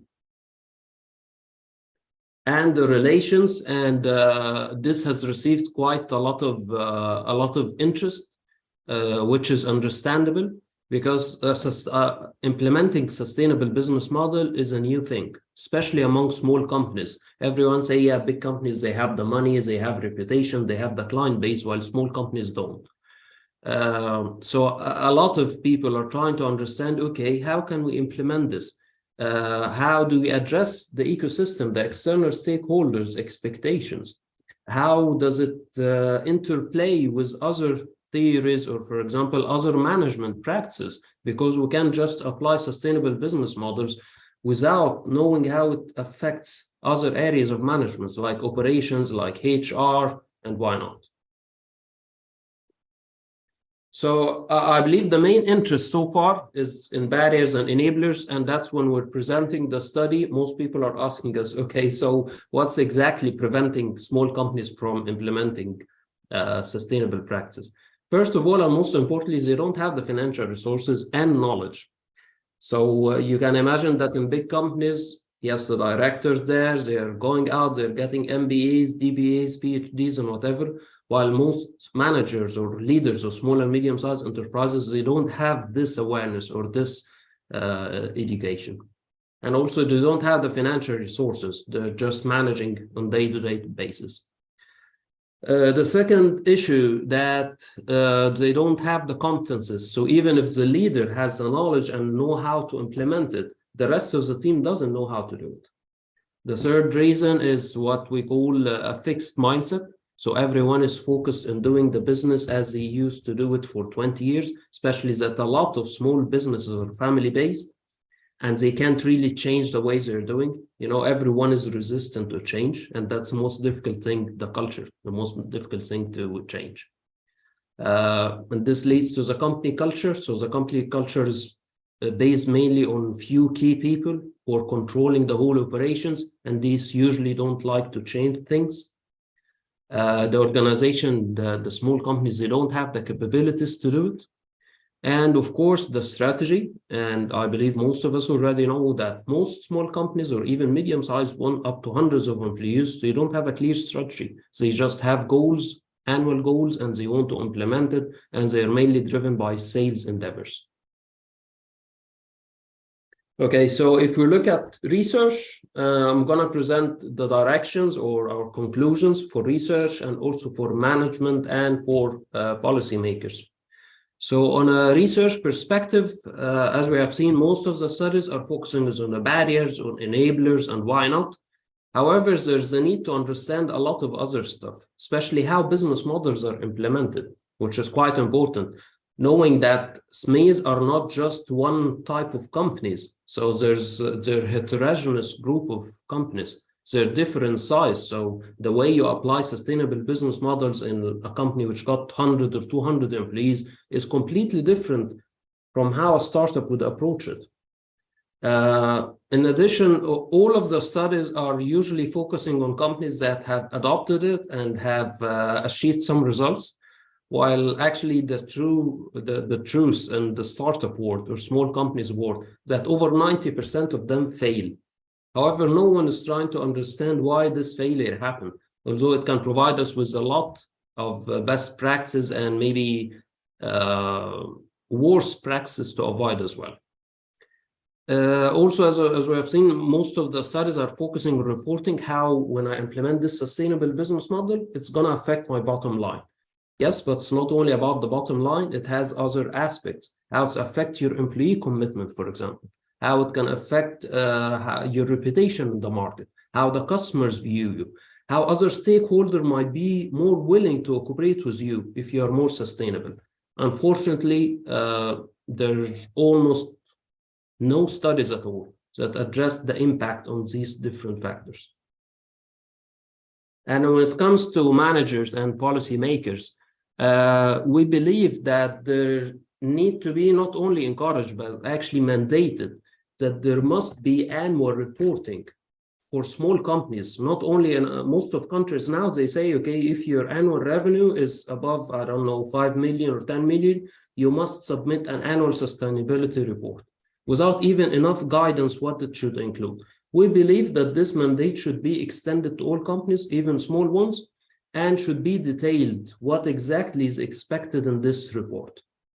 Also, there need to be more studies, more people understanding exactly how traditional businesses, which are actually the core of any economy, like oil, gas, healthcare, heavy manufacturing, automotive, pharmaceuticals, and ICT, which is the fastest growing sector. We have come across zero studies looking at sustainable practices in tech sector, which is quite a surprise to us. Also, we believe that SMEs and the manager leader should be more develop this risk-taking behavior, because sustainable business models is a new approach, and there are tens of framework and tens of models that can be applied in companies. However, no one is testing them. A lot of people are afraid, saying, okay, maybe I can apply it and then it will cost me $50,000 and I don't have this amount of money and I have to do a lot of change, but it's impossible to implement it without being willing to take risks. In addition, as we have seen, most of the studies are focusing in Europe, which is understandable. However, small companies are actually more dominant in developing world. And there's almost less than 10%, just less than 10 studies that are focused on countries in Latin America, Africa, Middle East, or Asia. So we believe the international community need to have a shift in focus on supporting sustainable practice in developing countries rather than putting the spotlight only on Europe and on the US. And yeah, thank you very much. That's it from my side.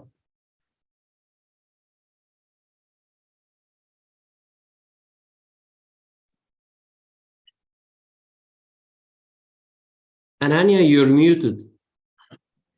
Sorry. Thank you.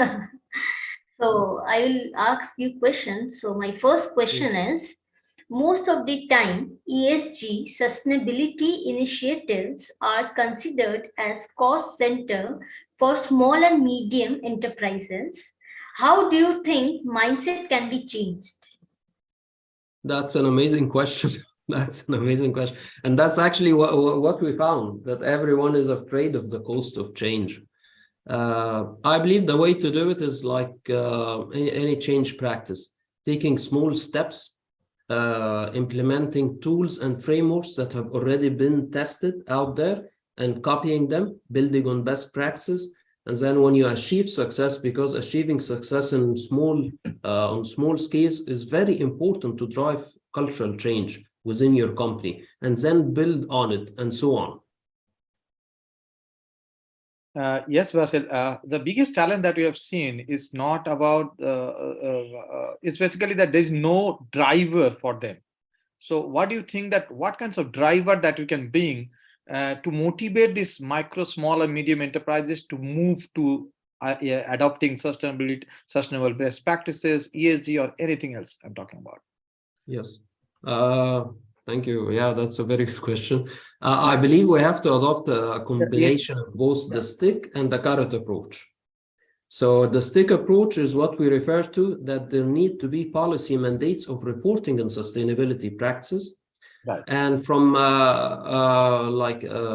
encouraging small companies, maybe there should be some incentives like tax credits or something like this. Right. In the US now, they have CO2 emissions credit. So if you're reporting on your CO2 properly and transparently, you get some credits on top of that. Very true, very true. I think this is fantastic thing. So there has to be some sort of sensitizations, either the tax benefit or different type of financial help. If it's there, then that will be good.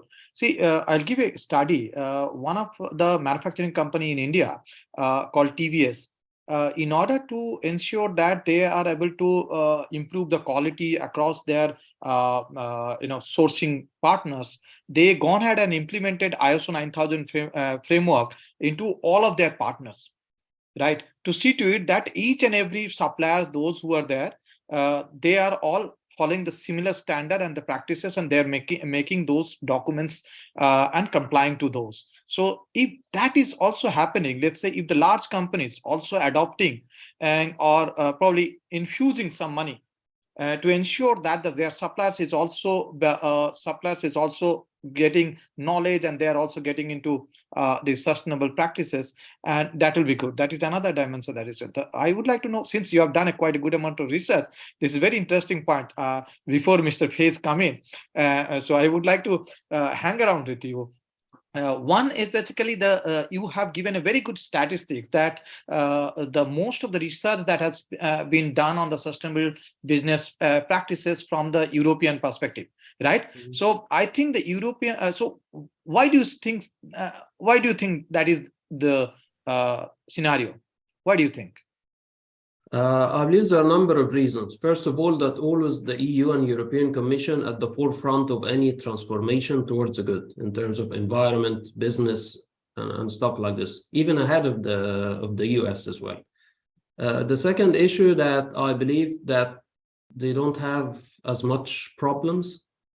I won't say real life problem, but as much as problems affecting their basic needs, like the developing worlds are having. So maybe this is shifting the attention of developing countries into providing food flows. Do you think that one Europe is the one Europe strategy is the only one region that probably they have always been looking within one Europe marketplace, and they have been continuously innovating either from the digital perspective or the best practices perspective or industrial automations and various other things?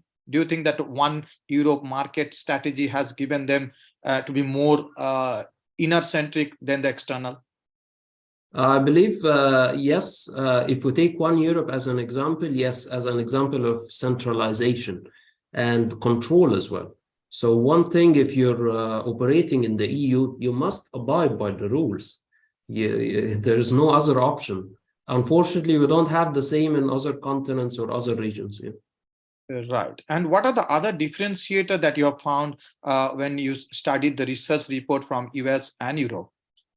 Is there any major identification that probably differentiate from the European businesses to the US business, or even in the Asia Pacific businesses?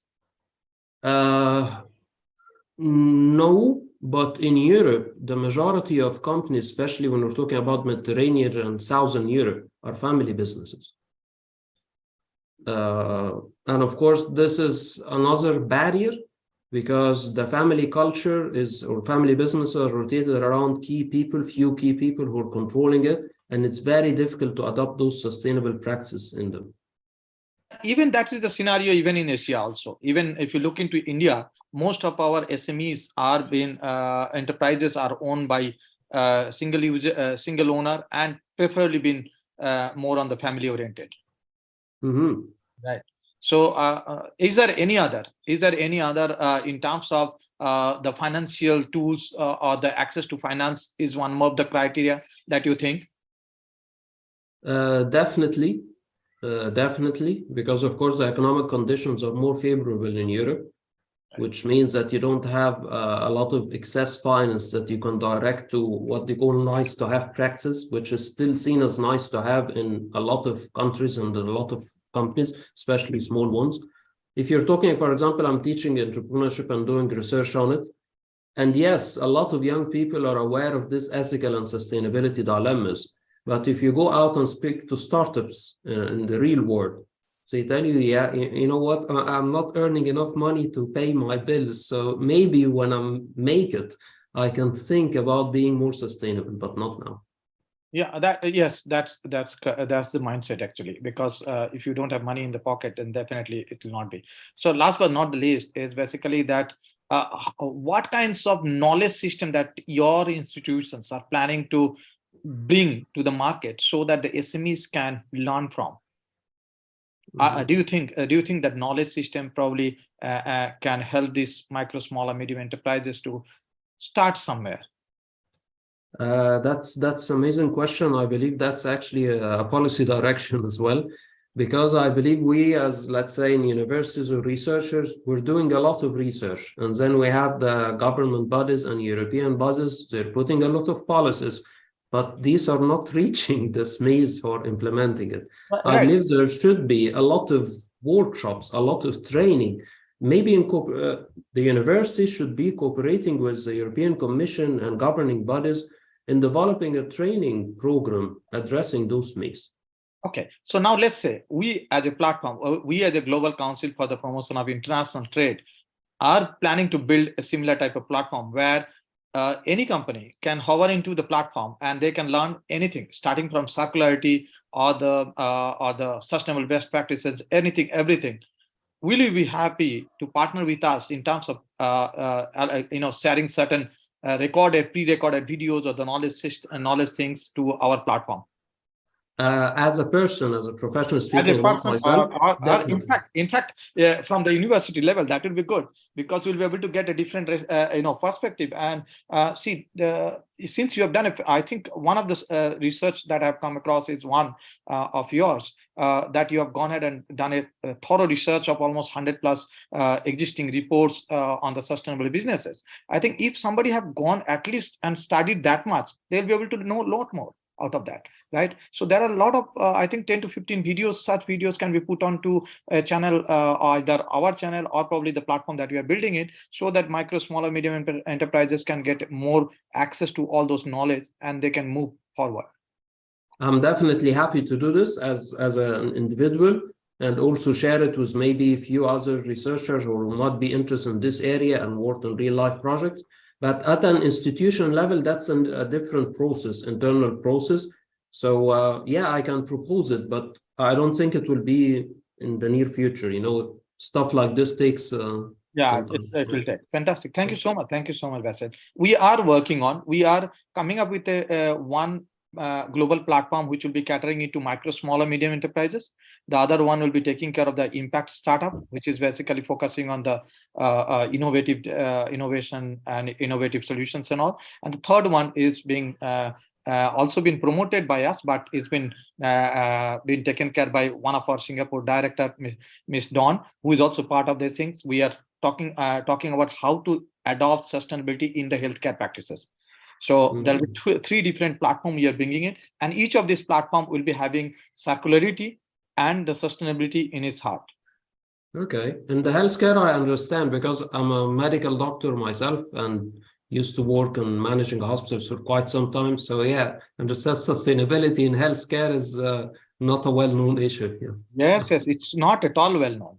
It's basically that, yes, recently we have been discussing with GE, we have been discussing with various Philips, those who have been manufacturing the high-end healthcare machines. So how they have been adopting the sustainability in their design, in their reusability, in their refurbishedness and various other things. So the component in order to manufacture the new machines, they're sourcing the material which is refurbished material.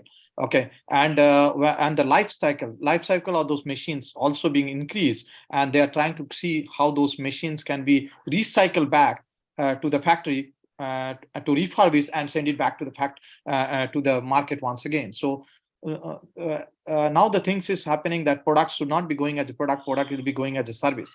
So that is what is basically the mindset is being built.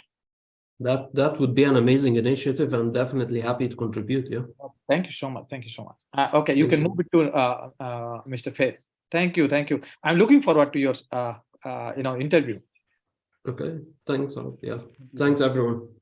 Thank you. So our next speaker is Mr. Mohammad Faiz Salman, Director Ground of Solutions Singapore. He has more than 10 years of experience of facilitating and implementing programs that deliver social impact. And the topic he will be sharing his insights is aligning sustainability with business performance. Over to you, Mr. Faiz. All right. Thank you, everyone. Just a quick check. Do you hear me okay? Yes, you're audible. All right. Great. Thank you so much. I just came in and I really would like to thank Basil. I got your name correct. I loved your sharing and it was really enjoyed to see that perspective, a bit more academic. Whereas for myself, I'm a bit more of a practitioner. I'm not really trained in the area of sustainability, just slightly trained. I come from a background where a very varied background. I was in the military for 10 years. Then I went into business. I did social enterprise, and I was involved with a food charity where that was where I started with this whole food sustainability, food security area. And subsequently, I went on to study a bit more, and I just finished my business sustainability management with Cambridge. And so I'm seeing things really from a fresh lens, and at the same time from a business lens, because I run my own company. I provide consultancy to organizations, and I see there's a lot of potential in which we bring two things together: the idea of sustainability and businesses. And that's something that I'll be sharing about today. Give me a minute while I share my deck. View slideshow. All right. Can everyone see my slide here? Yes. All right. Okay. Thank you so much. Welcome. Okay. So where is my deck? All right. Okay. So basically, this is me. So as I shared earlier on, I'm really very much a practitioner more than actually an academic in this field of sustainability. But I have the interest. I did my studies, and basically what I'm sharing is a bit of my own reflection or takeaway in terms of how businesses should be aligning sustainability with business performance, because it's actually beneficial not just to the environment but also to the business going ahead. And I'll be sharing a bit more in terms of how organizations and businesses can actually take that action, and in a very simple three-step way of moving it ahead, and just sharing a bit of the articles which basically I took reference from, right? So the first part of it is basically, this is from IMD.org. They just gave us, so why do businesses need to embrace sustainability, and how can they do it? This was an interesting article as I read through. It shared a bit more about how businesses embrace sustainability. And if I was to build upon what I shared earlier, yes, most of the businesses are the bigger ones, are the ones which are required to do reporting, are the ones which have structures of people who are really looking at the sustainability factor. And therefore, yep, while it's great in terms of creating long-term value, right? Given that organization operates in an ecological, social, and economic environment. However, how relevant is this to the small, medium enterprises? How can we bring it down to the ground? And I hope in my sharing and even in the questions that we share, we can actually open up and explore how these things are possible. But I truly believe that it is possible, and that these are lessons that can take away from the larger organizations that we can adapt to smaller, medium enterprises, right? And so the key question that people ask is, how do they do it, right? It's a simple knowing and doing gap, right? There's one part which earlier on you spoke about, the lack of awareness of what is this sustainability. Okay, but once you solve the awareness function, right? Research has shown that, this article has shown that basically only 1 out of 4 businesses that actually understand sustainability were able to take action on it. So yes, we can focus on the awareness part of it, but beyond awareness, there's only 25% that's actually doing it. So only the ones who actually do it actually can embrace it and can make it something that is sustainable or useful for the organization. And the other part of it is the compliance and competitive advantage gap. The thing is that also 1 out of 4 only sees it as an area of being a competitive advantage to the person, right? So the idea of this, if businesses want to embrace sustainability, they must do these 2 things, right?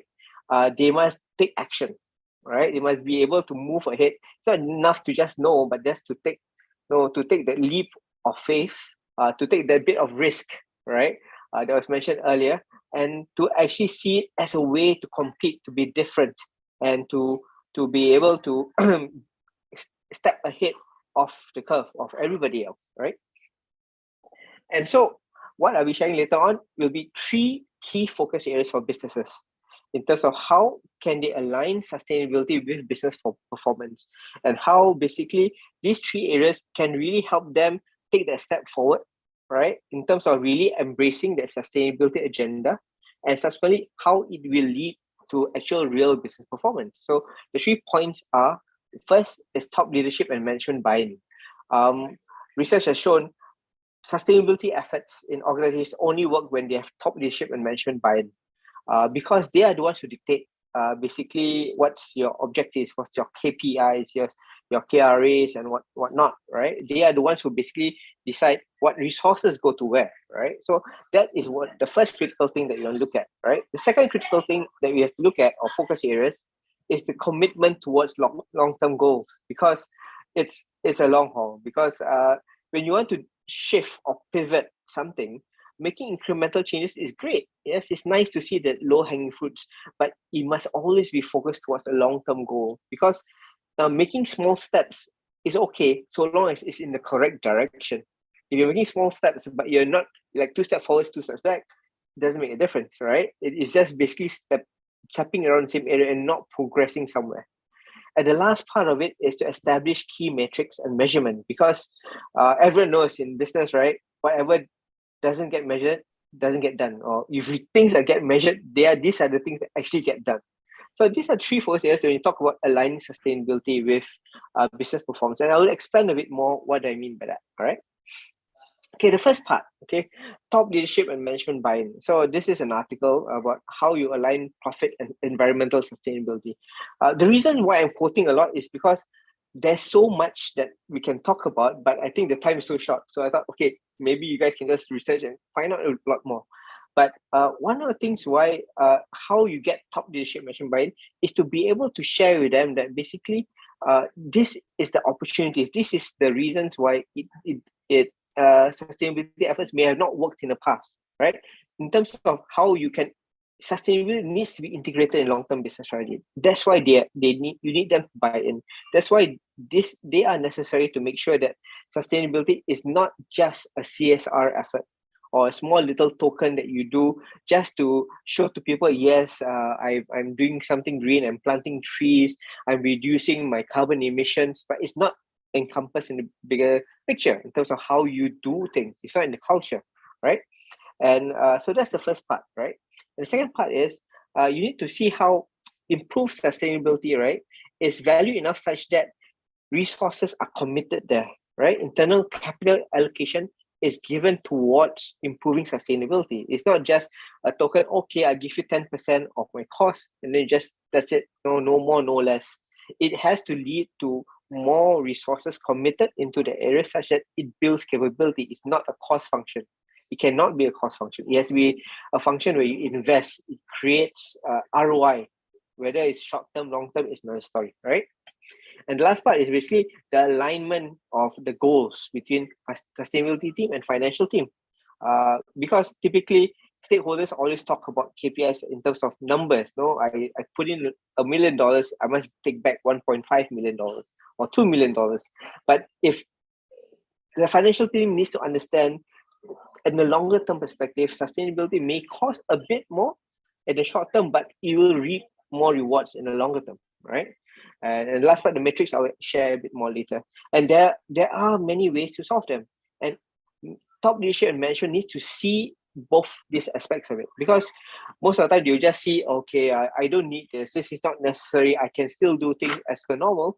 But actually, you have to be able to show them that if we are able to overcome this, it leads to a lot more competitive advantage. And as you can see on the right side, these are the different organizations from Alcoa, Grief, Mars, Siemens.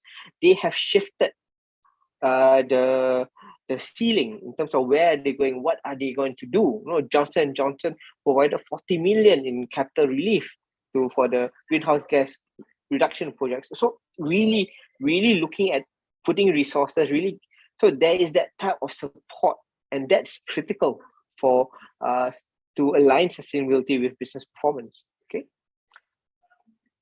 And if I were to simplify the whole thing, I know there's a lot of things, but look at it from a operational and strategic perspective. The commercial impact of sustainability is in the sixfold, right? First, when you go into sustainability efforts, right, there will be increased productivity and employee engagement. There will be potential for that because you look at things from a more efficient manner. You look at resources. You don't want to waste resources, but what is a better way to use resources? We talked about looking in terms of the cyclical manner in which we use products. No, instead of just produce, use, throw, is how can this be reused, repurposed, and that results in more productivity. And you talk about employee engagement, people also feel that they are doing things which are meaningful and purposeful. So that's one of the things which really has a benefit to the organization, right? It also prevents or reduces the level of operational disruptions in an organization, and it actually gives you a lot more control over things such as price rises, stranded assets. No, stranded assets are less likely to happen, right? If you look at in terms of sustainability initiatives, right, you also are able to shape business models and propositions in a different way, right? And of course, things which are very heavily used now is really in terms of brand and reputation as key stakeholder relation, because everyone wants to be seen to be doing sustainability, right? And that's kind of the optics of it all, but there are deeper underlying things, benefits, right, which basically has impact on the organization and which top leadership and management will value a lot more, right? And going back to the whole thing, this is kind of what I studied with Cambridge Institute of Sustainable Leadership, is this impact leadership model, right? To get top leadership and management buy-in, we need to first look at how this can achieve commercial success. You look at the business purpose, right?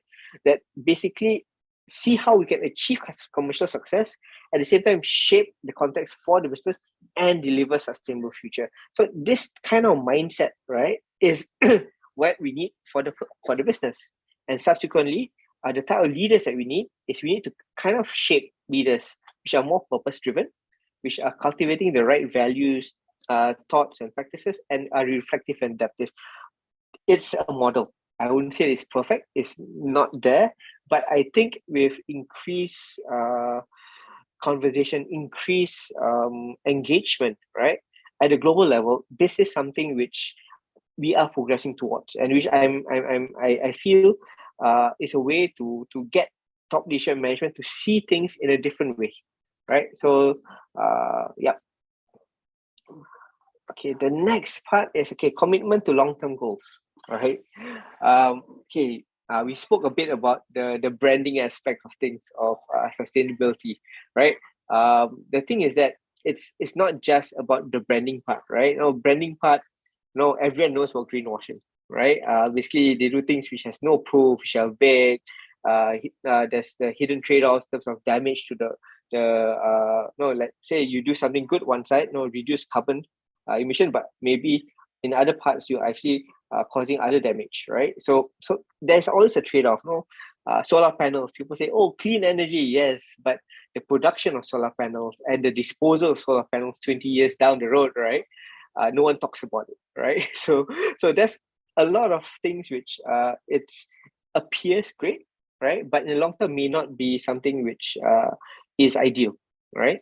And so in terms of gaining commitment towards long-term goals, the way organizations commit to it, the way how we speak about the sustainability efforts, it needs to build out on trust, right? And I put in a bit of Franklin Covey's 13 behaviors of high trust, right? Being able to talk straight about it. When we talk about sustainability efforts, right, it's not about just trying to beat around the bush, trying to make things pretty, but being straight about it. Yes, it's going to cost more, right? Yes, it is going to, maybe some people's jobs are going to be affected, right? But in the long run, this is how we're going to do it. This is how we can deliver good results, not just immediate, right, but also long term, right? It may be difficult for you now, difficult for the employee who's used to doing things at a certain way, because he has no change the way we do things. Like, for example, we look at the oil palm plantations, right? When you talk about the slash and burn technique of clearing forests, that's the most efficient, cost-efficient way to do things. But yet, it is not the best for the environment. And when you tell farmers to do this, they look at you one kind good and look at you and say, this is how I do it. I've been doing this for years. How do you educate them? You have to tell them, this is what happens. This is being transparent about it, right? And then to right the wrongs, and then to basically look at what the reality is when they see the reality of the impact of the things that they do, and yet we have a better alternative, maybe not immediate, but something which can drive for longer term. People will get a buy-in. Then there's greater commitment, not just by the leaders, but also by the team, because it's not just about getting the top leadership and the managers to do, but you need to sustain and build that trust amongst the whole organization that this is something that we want to do as an organization, right? And so these are some basic principles of successful goal setting. And one is being attached to the goal. How do you drive commitment, right? And attachment to the goal could mean a lot of things. For the big stakeholders, for the shareholders, it will be basically putting their money there, or putting the neighborhood where they live, their family live right there. For the people who work, right? And for clarity so what is it? How can we be transparent? This is what we want to do. How do we communicate that goal that we want to do, the long-term goal that we want to achieve? Nothing vague, but something very definite, such as we will reduce or we'll stop doing business in a certain way. We will stop investing, or we'll stop doing the traditional production of oil plantations this way. Or I will only buy coffee, right, from all our coffee farmers, coffee producers, are going to be done sustainably in a green way, right? That is very clear, and it also creates challenge, right? So because now everyone does things in a certain way, let's say way A or X, right? And then subsequently, no, we want all the products will be like this. This is how we do it. We set the standard, we set the challenge. Yes, it's difficult, but when you put it in terms of the clarity of why you do it and putting commitment, if you do it in this way, I will commit, I will buy from you, I will do this from you. And this is something which is very important because the trust, the trust building, the communication part of it, right, builds commitment towards the bigger goal. Because this is, again, it's not going to be a 6 months or 1 year or 2 year thing. It will be a 5 years, 10-year type of work that needs to be done, because this is trying to rectify things that has happened over the past 2-3 decades or so, right? Okay, and the last part of it, right, apart from the engaging top leadership, as well as the commitment towards long-term goals, is to look at establishing key metrics and measurements. I just wanted to link back to just now we were saying about awareness. One of the top sustainable business trends at 2023, you look at number 2, is sustainability gets cool at work. There is a trend where there's more sustainability training being done in organizations all over the world. So that's an interesting trend. So just to dovetail with that point earlier. But in terms of trends at 2023, I've pointed out these 3 in the red boxes. Companies learn to measure the unmeasurable. Carbon disclosure becomes mandatory, and natural capital earns investor interest. All 3 points towards the fact that metrics and measurement becomes critical, right? What do you mean by that?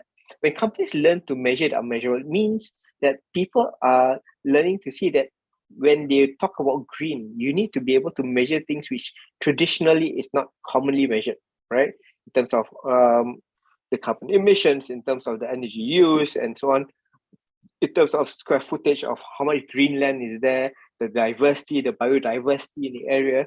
So that's important because it's a metric used to communicate to your funders, to your stakeholders, that this is the impact of your sustainability effort, right? The second part is carbon disclosure becomes mandatory, right? That is something that's happening even in Singapore right now. I think the carbon tax is coming in, kicking in slowly, right? And the part of it is means if disclosure becomes mandatory, that means you need to start tracking it, you need to start measuring it, so that you can show that yes, I'm emitting so much, I'm reducing it, and what so and not. So that's important. And the last part is natural capital and investor interest. This is also pointing towards that money, capital now, right? Investors are looking at measurements, right, in terms of how their money going in, right, has an impact towards greed, right? So again, measurements come in place, and therefore 3 out of 10 sustainable business trends are looking at measurements and metrics, right? And so the role of regulators, again, dovetailing from the earlier point, right? I totally agree that regulators need to come into space because otherwise everyone will count things in their own way, right? A simple analogy would be, some people count in centimeters, some people count in inches, some people count in yards or li or whichever, right? So how do you compare? Or how do you compare the size of a handphone, right? Is it in terms of the thickness, the length, in terms of the size, screen size, and so on? What is that measurement that we have, right? And so regulators play a critical role in helping to establish key metrics and measurement in the sector. This is an example of where the Singapore Stock Exchange, has established a common set of core ESG metrics, right? In terms of the economic, the environmental, the social, and governance, right, measures. So basically, anyone who's listed there has to present these metrics somewhat, somewhere, some permutation of it. But it also is easier for people to see, right? In terms of basically where does one company stand vis-a-vis another, right? So regulators are important because it helps to shape the metrics and measurement use. But internal to the company, so how do they do it, right? I'm a guy who panders a lot towards the balanced scorecard because I think it's nice for the typical one is financial, customer, internal business process, and learning and growth. But can we put in the sustainability element in there, right? And then these are some samples of how people put in the sustainability element. They added in 2 more boxes: the social perspective and the environmental perspective, right? And I think it's good in the sense that then management will look at the dashboard, which puts a social as well as environmental perspective on the same level, on the same playing field as your financial outcomes, your customer outcomes, the process outcomes, as well as learning growth. So that's great that it's all on the level playing field, and therefore when we make decisions, it's all there at that level, right? The question that is being put out there is that should the sustainability metrics be by itself? Should it be from 4 we increase to 6, add 2 more, or should social environment perspective be incorporated in the 4? Why is this important, right? People may ask. The good thing of having 6 is that it's all an even playing field, but the risk of it is that it becomes silo, right? And therefore, people look at social and environmental separate from financial, customer, and internal business processes. That's the risk. Then it becomes a CSR project. It becomes something separate. The KPIs can be dragged away from the financial outcomes, the customer outcomes, and the process outcomes. And that may not be desirable, right, for an organization. So the other perspective is maybe incorporate or embed the social and environmental perspective within the 4. So that's something which organizations kind of can think about, can consider and explore moving ahead, right? Yeah. So I'm ambivalent about it. I haven't decided on that, right? Yeah. So those are 3 key focus areas that I think businesses can look into in terms of aligning sustainability with business performance. As again, I reiterate, is the how to gather, how to get top leadership management buy-in, and that's essential. And I put in the framework there, right? So that's a reference point. The other thing is to how do you build commitment towards long-term goals? Basically, everyone must be in it for a long run, because it's not a quick win situation. It's something which everyone needs to build towards, not just top leadership, but everyone along the way. And therefore, you need to basically come up with very effective ways of goal setting, right? Such that people are always aligned, people are always focused towards the longer term goal, right? And the last part is establish key metrics and measurement, because what doesn't measure doesn't get done, right? And whether you want to use a balanced scorecard with 4 pillars or 6 pillars, that's open. I haven't decided which one is better personally, but I think most essentially it needs to be incorporated, those elements within your dashboard, within the measurements that you establish, such that it meets the industry sector or the regulator standard, right? As well as the industrial sector that you're working in, right? That's the gist of what I'm sharing today. I'm open to any inputs or questions that you have from the team. Thank you. Thank you, Mr. Phelps. Let's see what question we have for you. I think this has been very technical. 1 minute.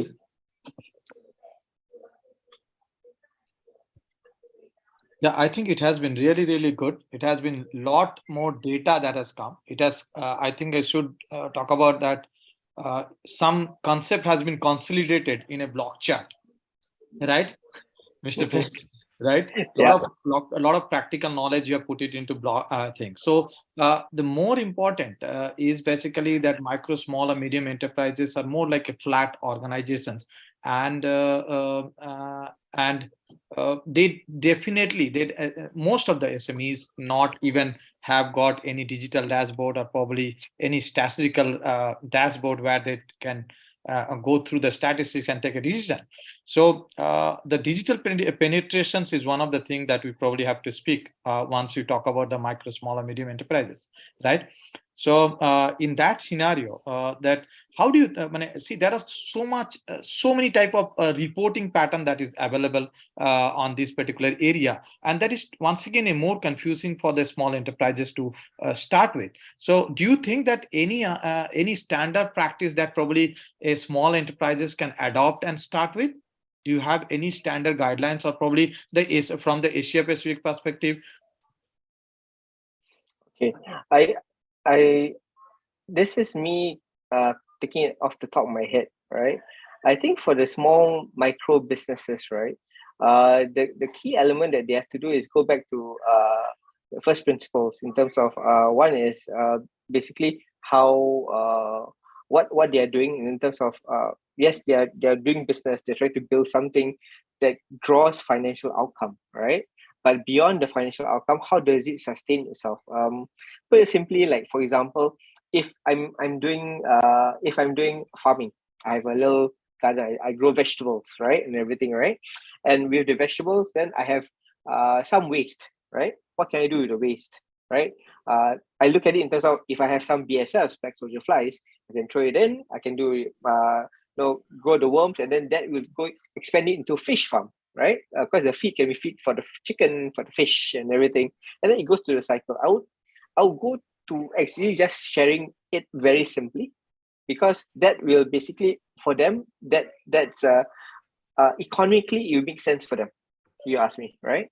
And then from there, then if they can scale it up, it's great to scale it out. But I think the responsibility of really coming up with the standards, or the reporting standards, the requirements, actually comes from the bigger organizations, and that's where I kind of speak more about, because like for example, Nestle buys coffee from small farmers, small cluster farms, right? And when they buy from them, right, they set certain standards, they set certain expectations in terms of how the coffee is grown and everything, and that should be the base. The reason why I would say that they will have a greater impact, because they are the main buyers, and when they buy like that, they can create greater shifts in terms of the environment and how things work. The smaller businesses, I think, is within their own area of influence. What can they do? How can they optimize the resources that they use? If I use 1 hectare land, right? How can I create value from the 1 hectare land without damaging the ecosystem, right? Why I don't want to damage the ecosystem? Because 5-10 years down the road, it's going to affect me, and that's the level of education that we need to do for them. In terms of, I have this 1 hectare land, what can I do with it? What are the options that I have?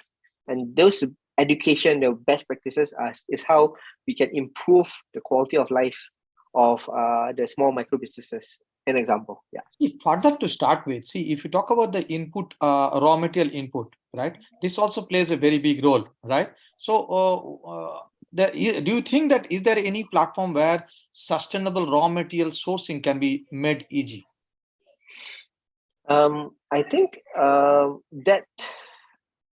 Okay, when you talk about sustainable raw material sourcing, right? Yeah, you talk about recycle or circular economy, the repurpose, all those things. Because see, once we talk about one side, you're talking about let's use it, but the other side, we have not put enough efforts to incentivize or probably make that type of products available.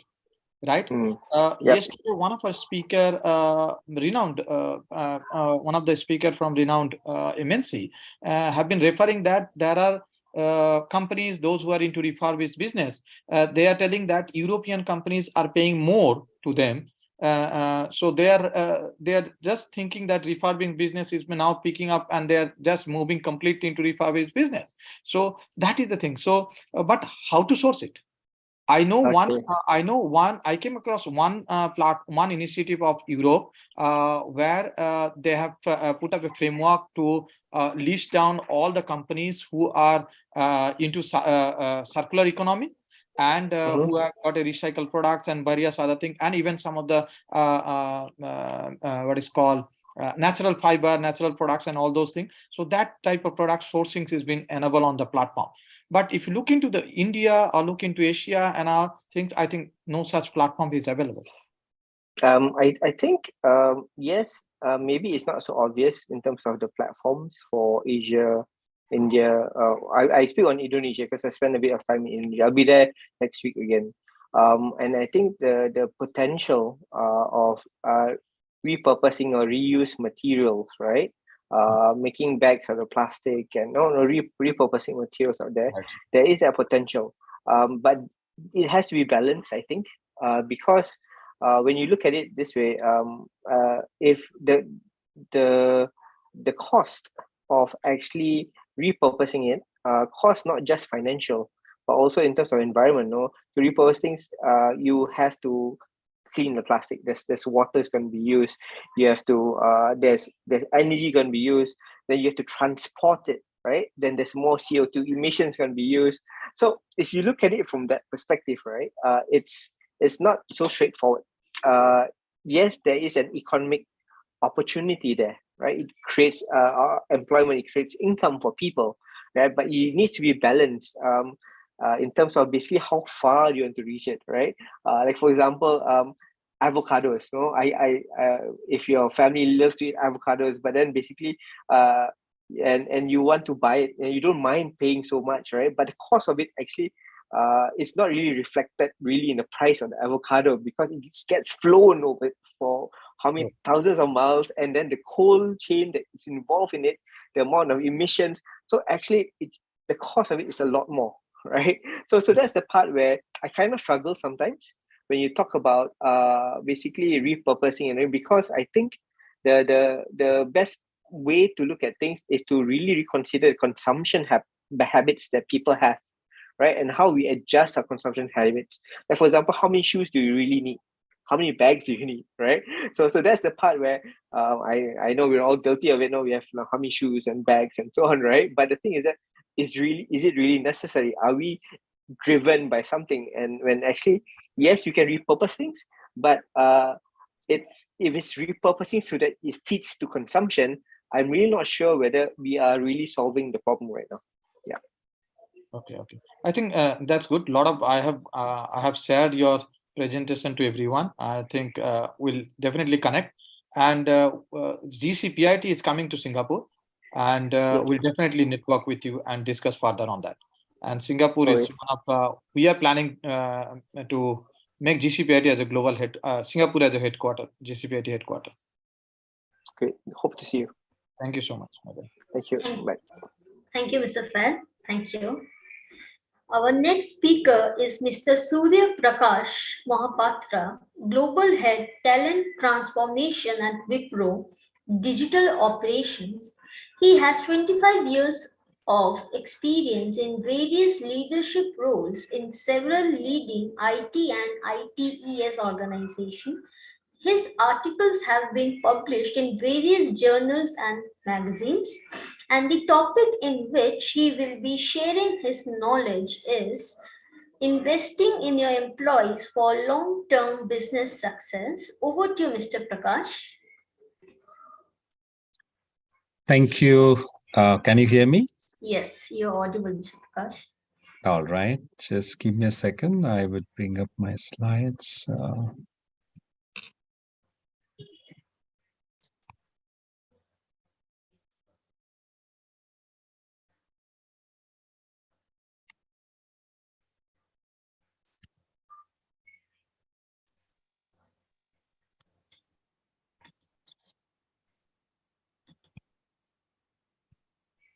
Can you see my slides as well? Yes, it's visible. Wonderful. Good morning, good afternoon, good evening, depending on which part of the world you are in right now. And thank you for this opportunity for me to be part of this session today. And as Ananya said, I currently lead the talent transformation function and learning and development function in Wipro Digital Operations and Platforms. So my forte is learning and development. And naturally, this is an area which is of interest to me, investing in employees. And so we're going to talk about this. This is not a new subject, and many of you being business owners would know how important it is to have a productive employee. When we talk about business success, business outcomes, business results, to a great extent, it depends on whether our employees are productive or not productive. I'm just quoting some research finding, which is very interesting. It says a motivated employee is 12 times more productive than normal employee. So an employee is motivated, then that person is 12 times more productive than a normal employee. So, so if we invest in an employee, and if the employee becomes happy, motivated, satisfied, thereby becomes productive, it can be immensely beneficial to the organization. A lot of research has proved that. And a lot of research findings in recent times very clearly tell us that if our employees are productive, then we get better TSR value, total stakeholder value, better ROI on our employee investment, better customer satisfaction, better customer retention, better employee retention. So these are some of the advantages of employee productivity. It's not new to you. We're familiar with this, but just a reinforcement. But disadvantages of low employee productivity means frequent customer escalations. We may have employees, but if they're not productive, then you would have to deal with customer escalations. Rework. The cost of rework is going to be high. You'll probably have customer attrition. You could have loss of revenue and profits, employee attrition. But this one is interesting because if the employee productivity is low, you probably would lose your high potential employees, your performing employees. And your employees who are not performing would probably continue to stay on because they would believe that they can get away with low productivity. So you would continue to have people that you don't want to have, and you will lose people that you want to have. Because the performing employees would always feel that there is no value for meritocracy. So low productivity, low employee productivity from a business perspective definitely is not profitable for the organization. It's not going to lead long-term business success.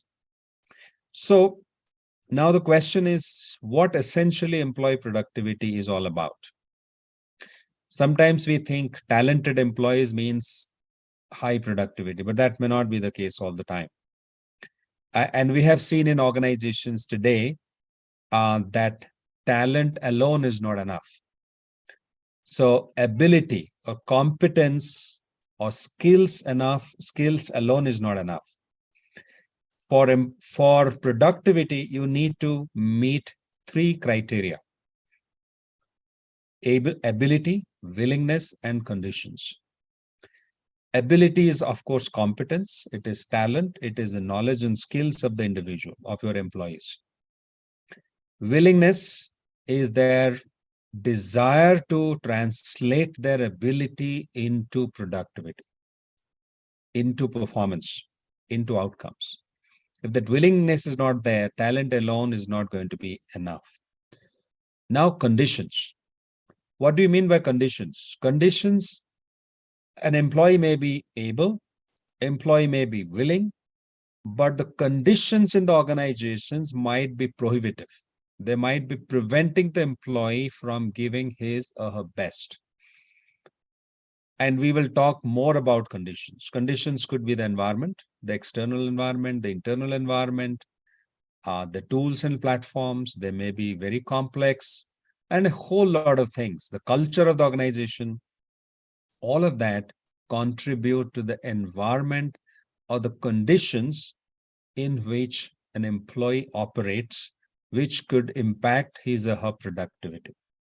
So ability, willingness, and conditions are the 3 factors that contribute to employee productivity. So when we talk about ability, it's a summation of knowledge, both domain and behavioral skills, soft skills, and contextual knowledge. Contextual knowledge is the knowledge about, it's not just about the qualification and the domain and soft skills. It's also understanding of your business environment, understanding of the customer nuances. Sometimes you might get the best talent from the best B school or the best engineering college, you might get somebody with the best experience, but that person may lack the contextual knowledge of your business, of your customers. So it is important to retain such employees and make them productive, because if we lose them, bringing another person up to speed or bringing a new person, up the learning curve is going to take a lot of time. Willingness is nothing but is a summation of motivation.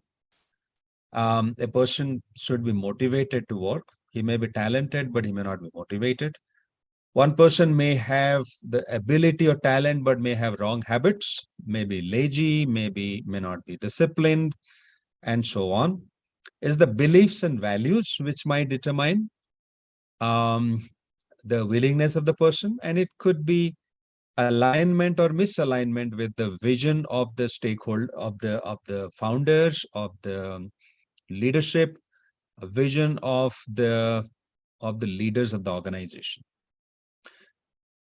Now conditions.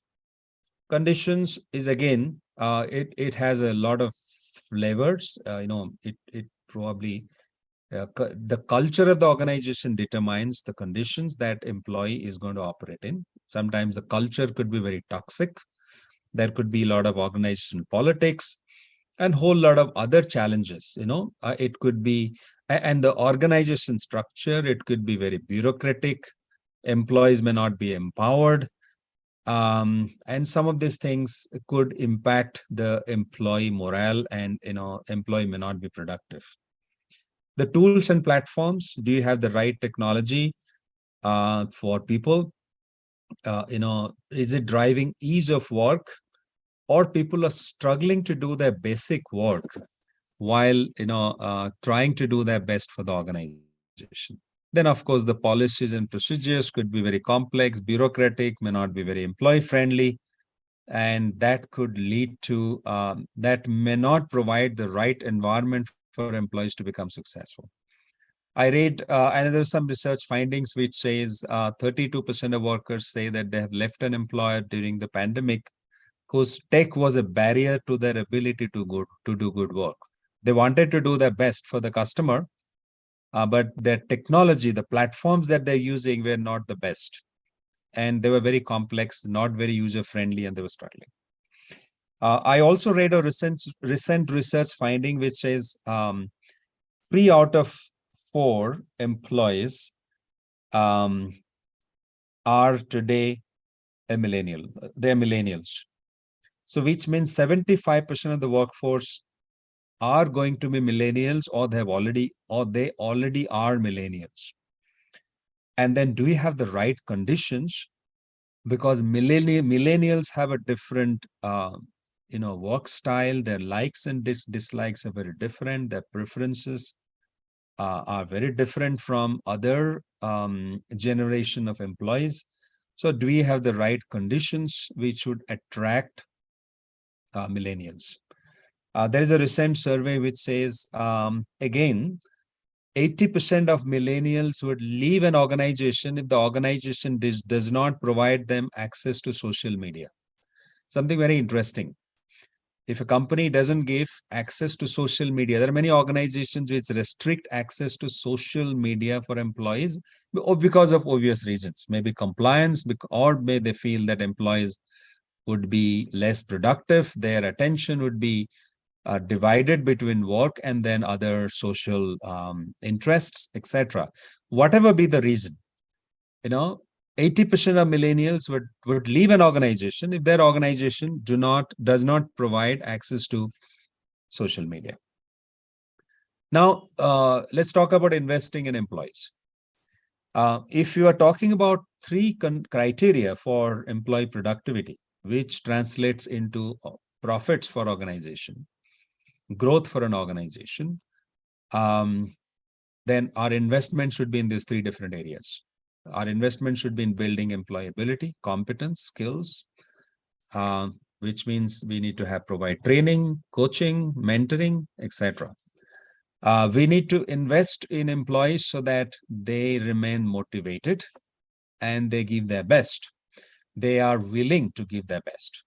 So, which means we need to make sure that we drive motivation, we provide career growth opportunities, progression, competitive pay, stock options, recognition, reward and recognition, and so on.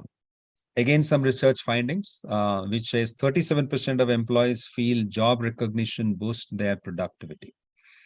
And so it's a human hankering. Every human being, has a craving for reward and recognition, appreciation. And sometimes we just ignore that, thinking that it's going to cost money. Now, the third investment needs to be in the areas which would improve the conditions in which employees operate. Flexibility. Are we providing flexibility? Work from home, does our work policies encourage gig workers to come and work? Do we support moonlighting? And various other, do we recruit contract employees, part-time employees? Do our policies allow that? Do our policies allow enough flexibility to our employees? Culture. Do you have the right culture? Is it toxic? Is it congenial? Does it create a homely environment? Do the employees feel that that the workplace is an extension of the family? The colleagues are their extended family members.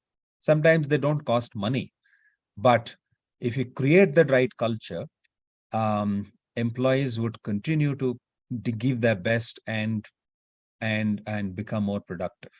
Ease of work, platforms and tools. Are we investing in the right platforms and tools? Have we really looked at the policies and procedures, our workplace, the infrastructure? We may not have the best world-class imported furniture, but the question is, but is the workplace?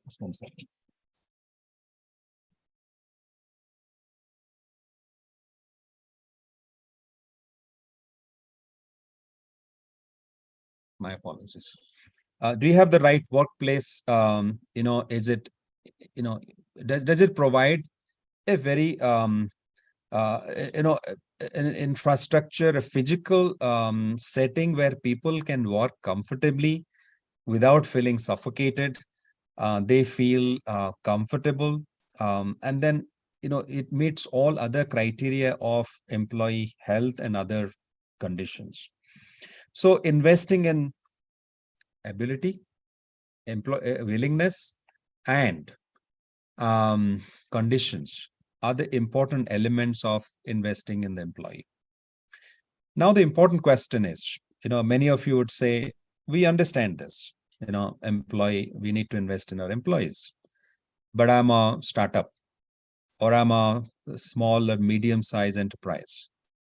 So investing in employee costs money. How can I do that? I have other priorities. I have to spend money on customer acquisition, marketing, branding, business development, and so many other areas. Oftentimes, this one gets deprioritized. And which I completely understand and agree with that. That, it's for a startup, for a small, medium-sized organization, you really have to do the balancing act and figure out, where you put your money. But now the big question, the million-dollar question is, if you do not invest in our employees, and if you take shortcuts, and if we make some short-term compromises, hoping that, we will save cost, are we prepared to have long-term repercussions?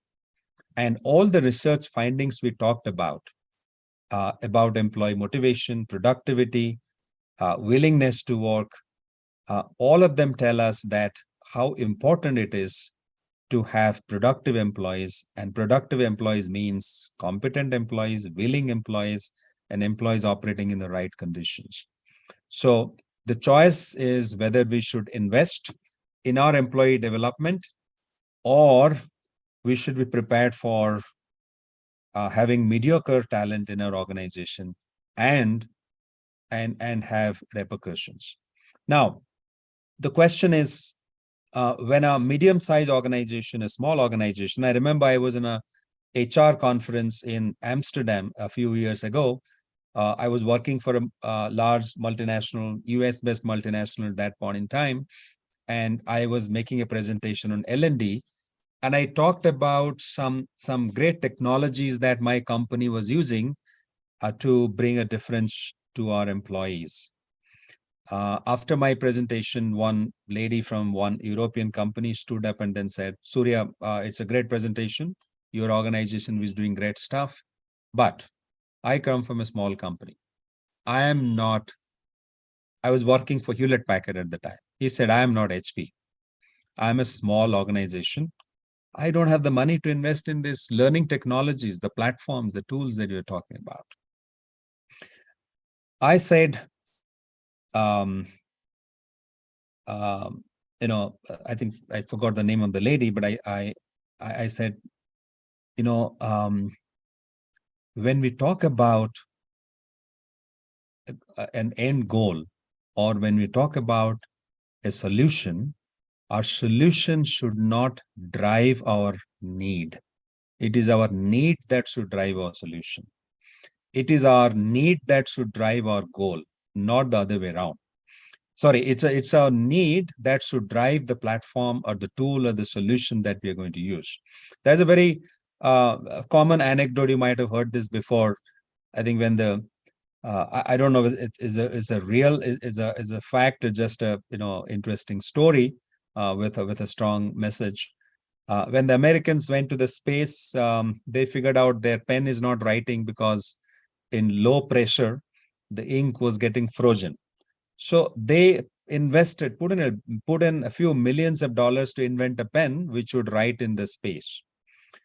And they succeeded because they are very technologically advanced nation. And you know what the Russians did? They used a pencil. So sometimes we are driven by a tool or a technology or a platform, and we get overwhelmed by the size, the complexity, the money, the cost, etc. But sometimes a solution can be a simple solution. A solution or a tool needs to be driven by the need that we have.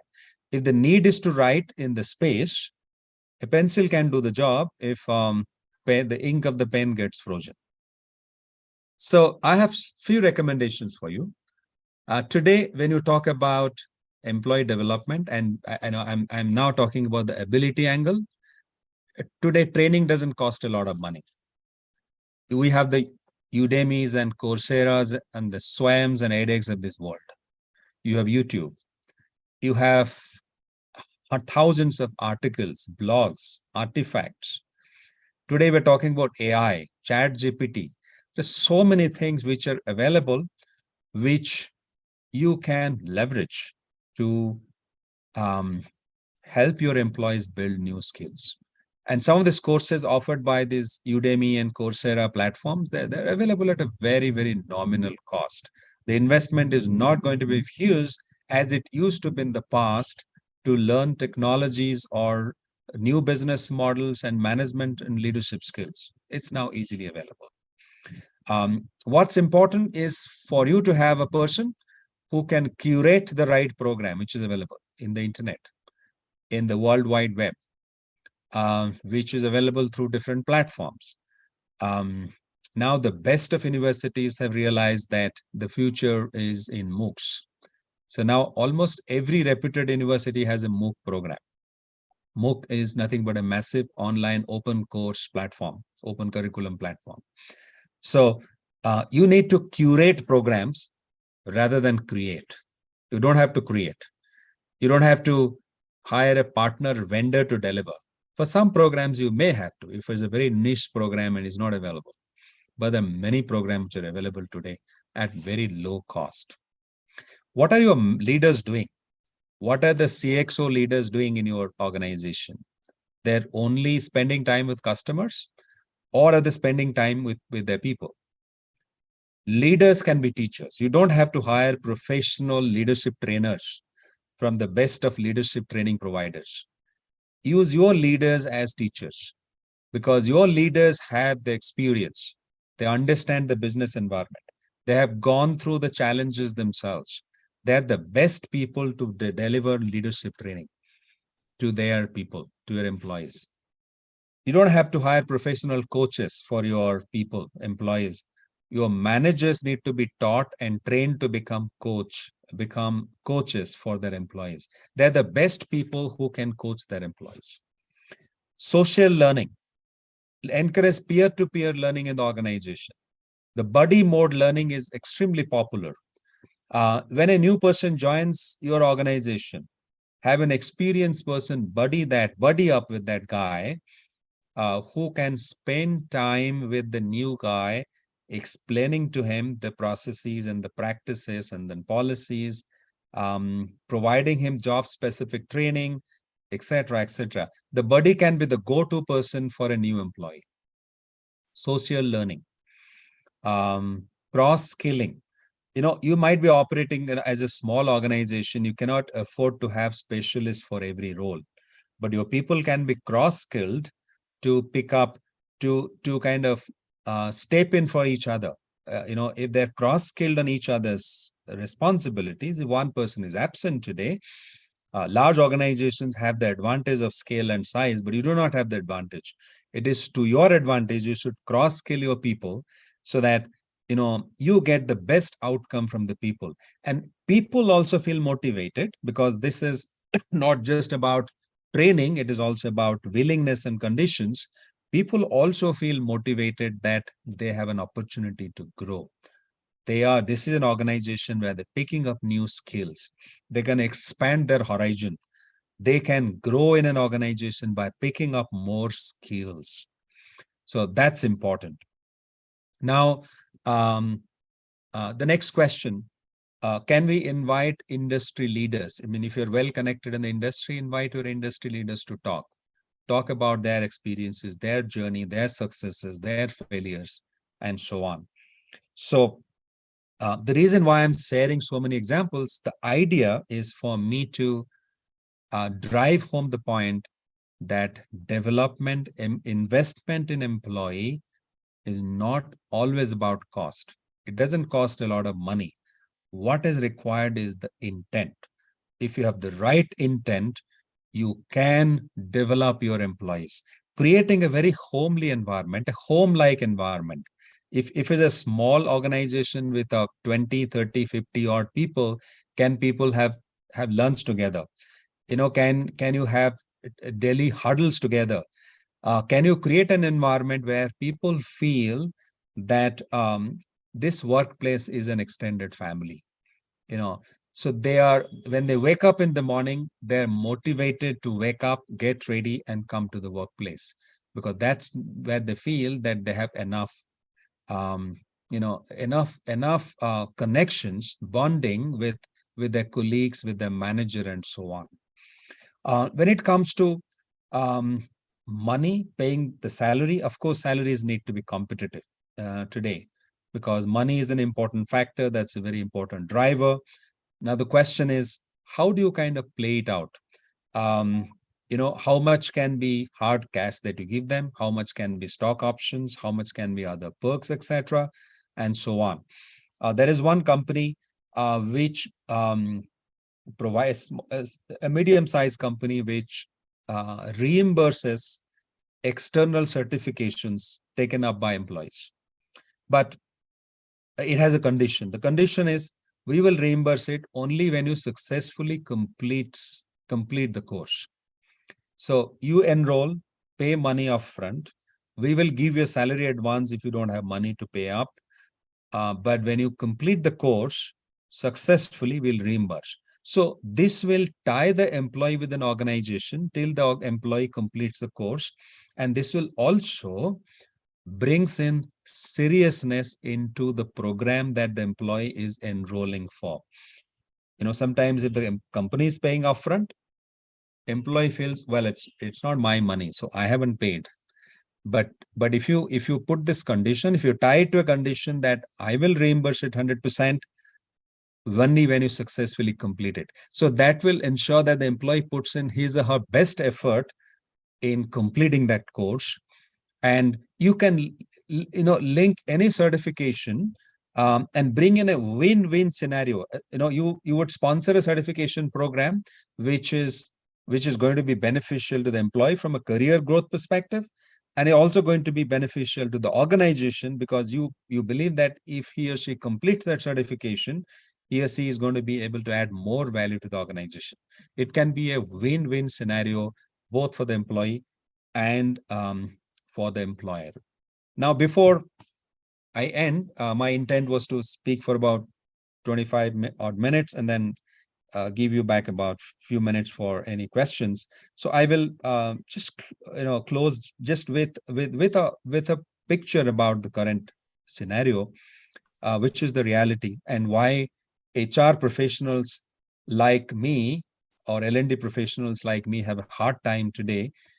If you look at an employee, if the employee productivity is X, and if an organization is hiring 100 employees, the biggest challenge today for the employer is my productivity going to be 100x if I hire 100 people?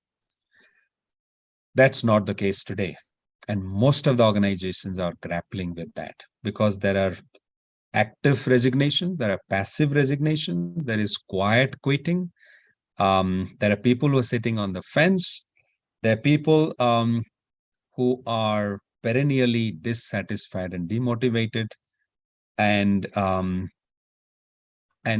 for the employer, for the leaders, and for HR professionals, it is a hard time to figure out how to get 100x. But if you create the right culture, build the competencies and skills, and provide the right conditions, we can actually turn this 100x into 1000x if we do all of this right. With this, I would stop, and I would pause for a few minutes if there are any questions.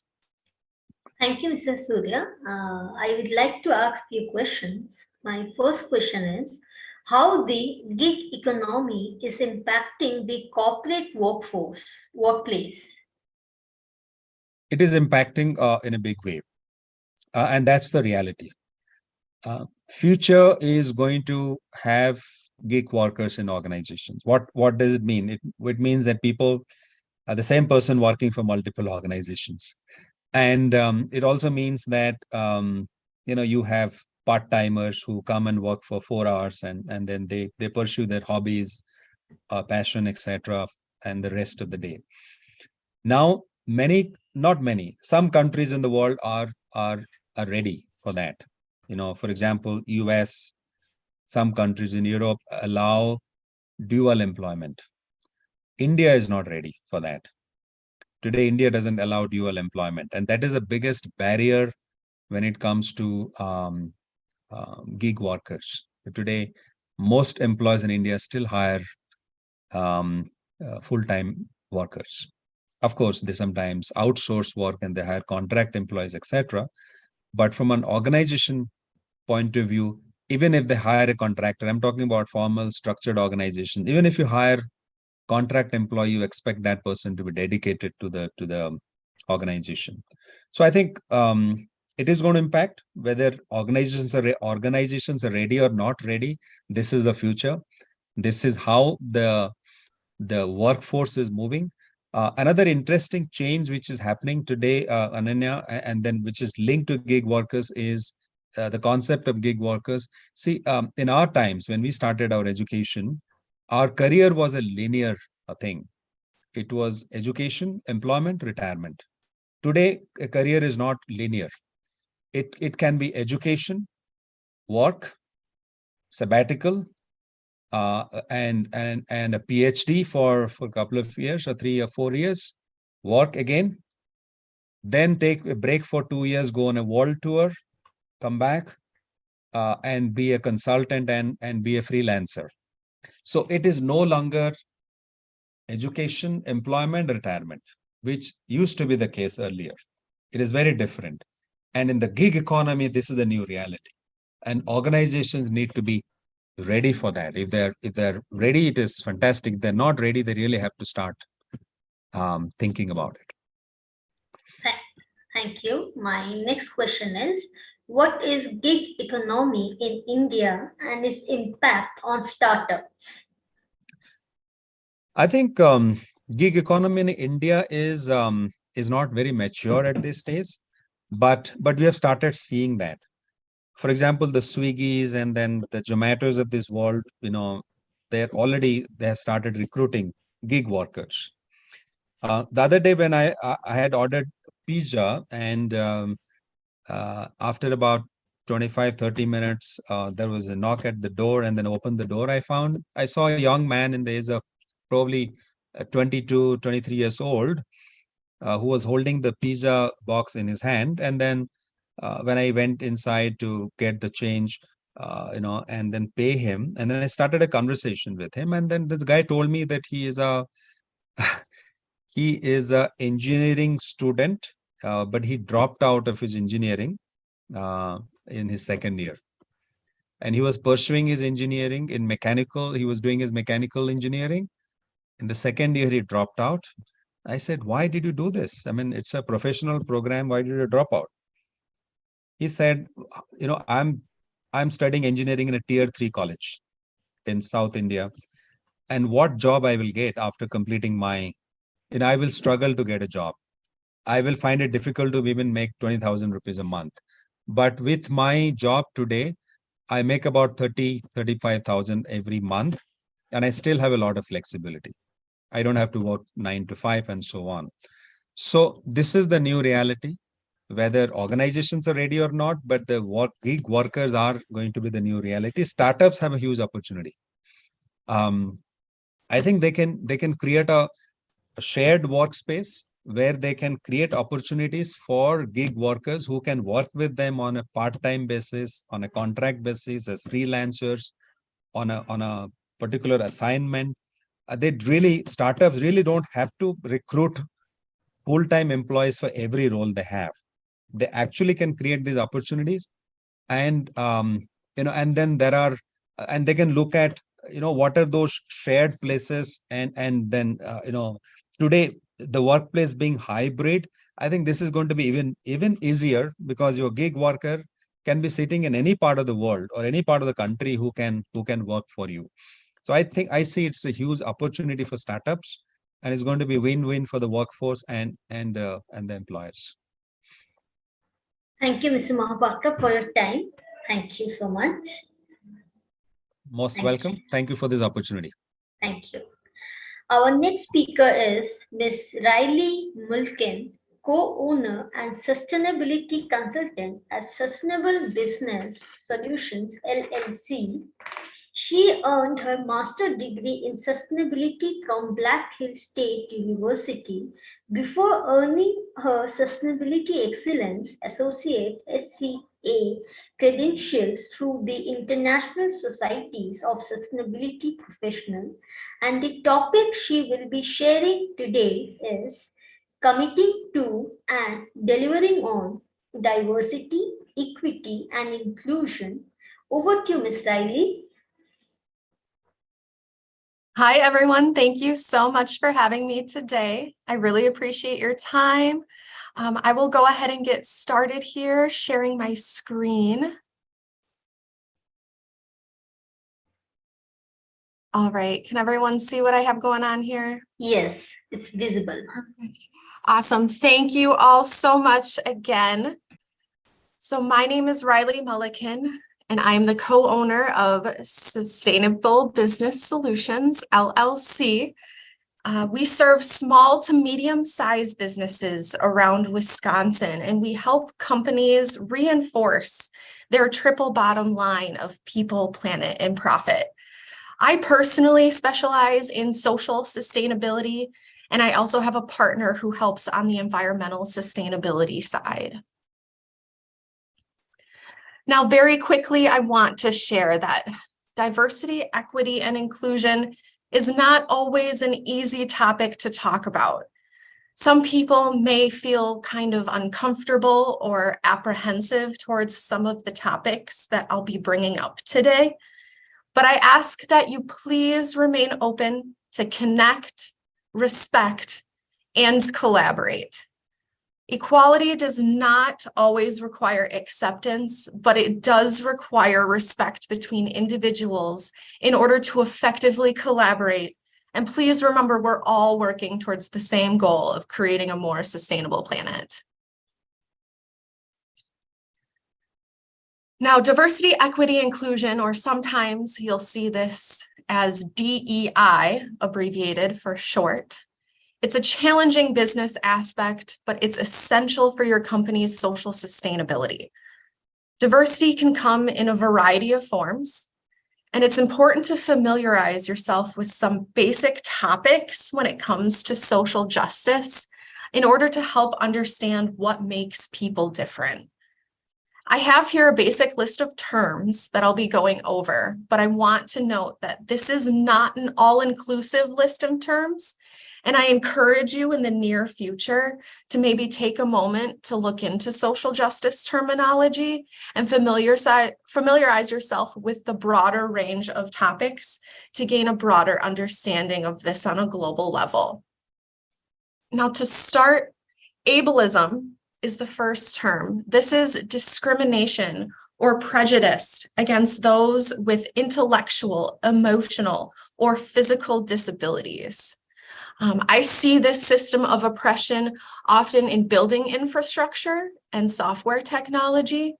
So as an example, a company could choose to use Braille or another tactical writing system for those who are unable to see signage around their building. Another way to improve and kind of avoid ableism is to create wheelchair accessible ramps to your entrances, making it easier for people to move around your building, open doors, that sort of thing. Next, I'll talk about ageism. This is the system of oppression that actually favors those who are middle-aged, and it oppresses those who are either younger or older. I see this sometimes in different companies' hiring processes, and they might, for example, discard an elderly person's resume despite their extensive qualification, just because they were presumed to be too old to do the job. Moving on, ally. This is someone who is a part of the advantaged group who takes a stand against oppression. It's very important to identify allies within your company and make sure that you are doing everything you can to empower these people, because they will be the ones to help you achieve success in your diversity, equity, and inclusion program. Similarly, I'll go on to classism. This is assigning people to socioeconomic classes. This is seen all over the world, and there's smaller scale forms of classism where essentially different groups within the workplace are given certain advantages or privileges or benefits that isn't available to other groups within the company. Gender is a socially constructed role that a society deems masculine or feminine. So this is where it is often confused with the term sex, which is the biological construct of what is male and female. Now, you may see the term gender with a prefix, such as cis or trans. When you see the term cisgender, this refers to someone's naturally born sex. Transgender, on the other hand, is when someone identifies with a gender that they weren't assigned at birth. Now, internalized oppression. Internalized oppression is the fear or the hatred of one's actually own identity. This is often a consequence of ongoing external oppression, where one starts to believe that actually the negative things that they're hearing are in fact true, and they start to put that negative connotation on themselves, resulting in guilt or shame of their identity.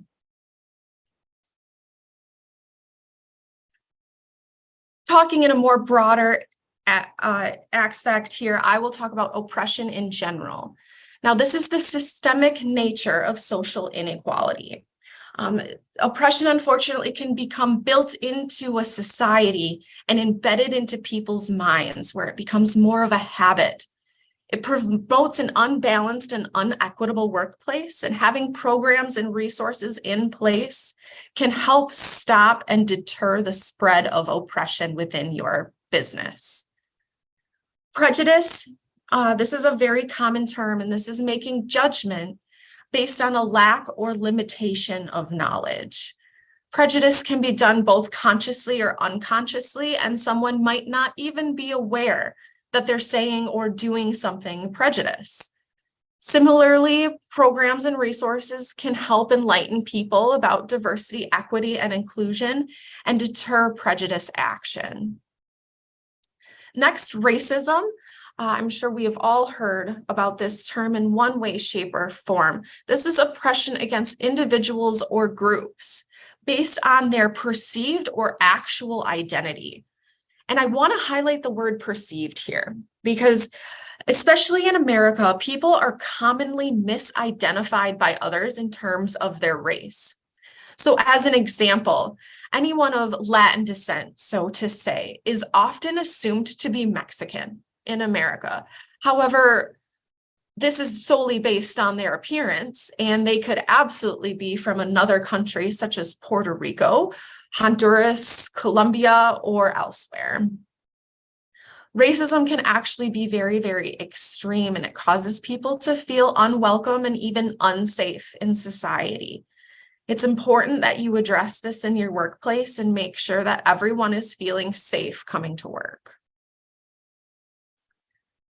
Next, I'll move on to sexism. This is valuing one's sex, either male or female, over the other. This kind of oppression is seen in various degrees all over the world, and in some countries, women still don't have any rights at all. It's important for companies to be transparent about employee rights and benefits, and this can help avoid any accusations that one group is more privileged than the other, because I know your employees are going to start talking to each other, and that's when things are going to start to come to light that inequality might be present in your workplace. Sexual orientation. This is one's sexual and emotional attractions. It's not always consistent with someone's behavior, though. You'll see this term often associated with the acronym LGBTQIA+. And unlike something like race, sexual orientation is easily hidden if one chooses to conceal their sexual identity. And people often do this to avoid harsh judgment or even physical consequences, because again, they might not feel safe in society or in the workplace. White privilege. This is a common term here in America, but it might have similar applications outside of the United States. Essentially, white privilege are the concrete benefits that whites receive in American society. No matter the kind of privilege, though, this can be seen in your workplace if you are giving privilege to a certain advantaged group. With disparity, obviously, comes privilege, and without either, we wouldn't even have a need for diversity, equity, and inclusion. And last, xenophobia. This is the fear or the hatred of something that is strange. And so I've personally experienced xenophobia myself. And this is just a feeling of discomfort being in a social situation that was foreign to me. And whether it be around people of a different religion or race, xenophobia is common, and it might even be considered normal. I'd argue that the best way to get over xenophobia is to simply learn more about others who aren't like yourself.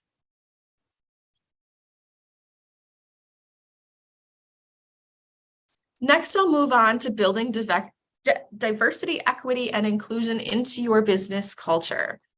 It's essential for businesses to build diversity, equity, and inclusion into the culture itself. Otherwise, you likely won't have a very successful diversity, equity, and inclusion program.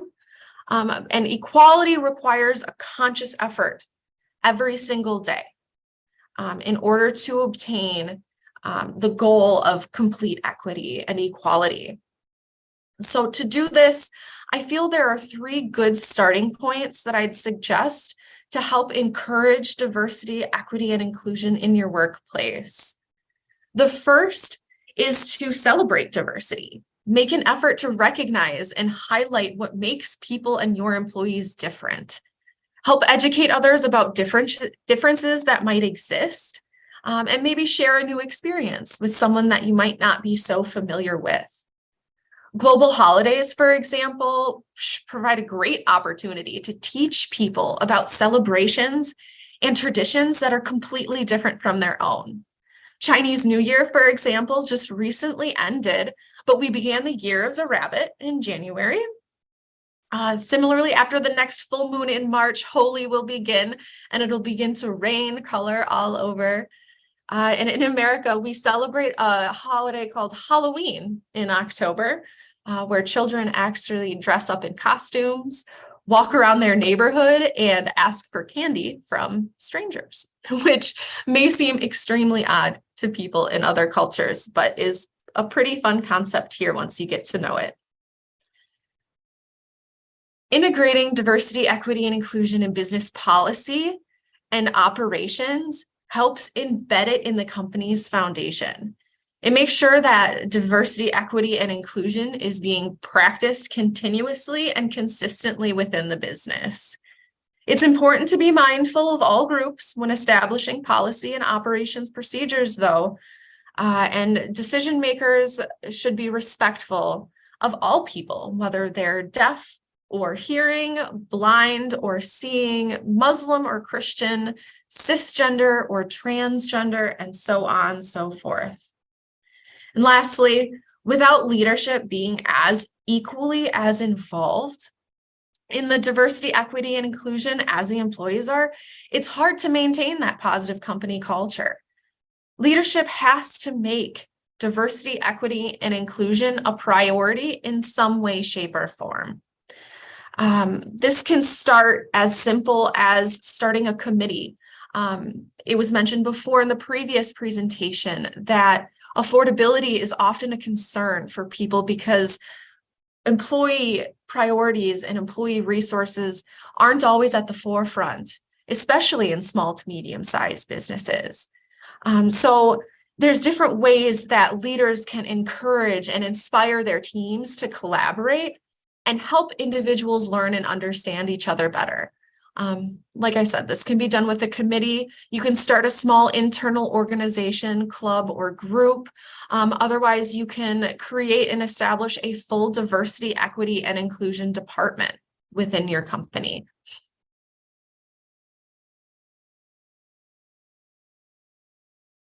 Next, I'll move on to measuring diversity, equity, and inclusion. This is difficult. It's not an easy task. Diversity, equity, and inclusion is abstract in a way, and it's hard to measure using traditional science. So, in other words, there isn't a computer or a program that continuously collects data on diversity, equity, and inclusion and organizes it for easy analysis. If any of you know of a program that does this, please let me know, but I have yet to hear of something that can automatically collect information on diversity, equity, and inclusion without having a key piece, which is making sure that your employees are engaged. Now, it's important to determine your company's employee engagement levels.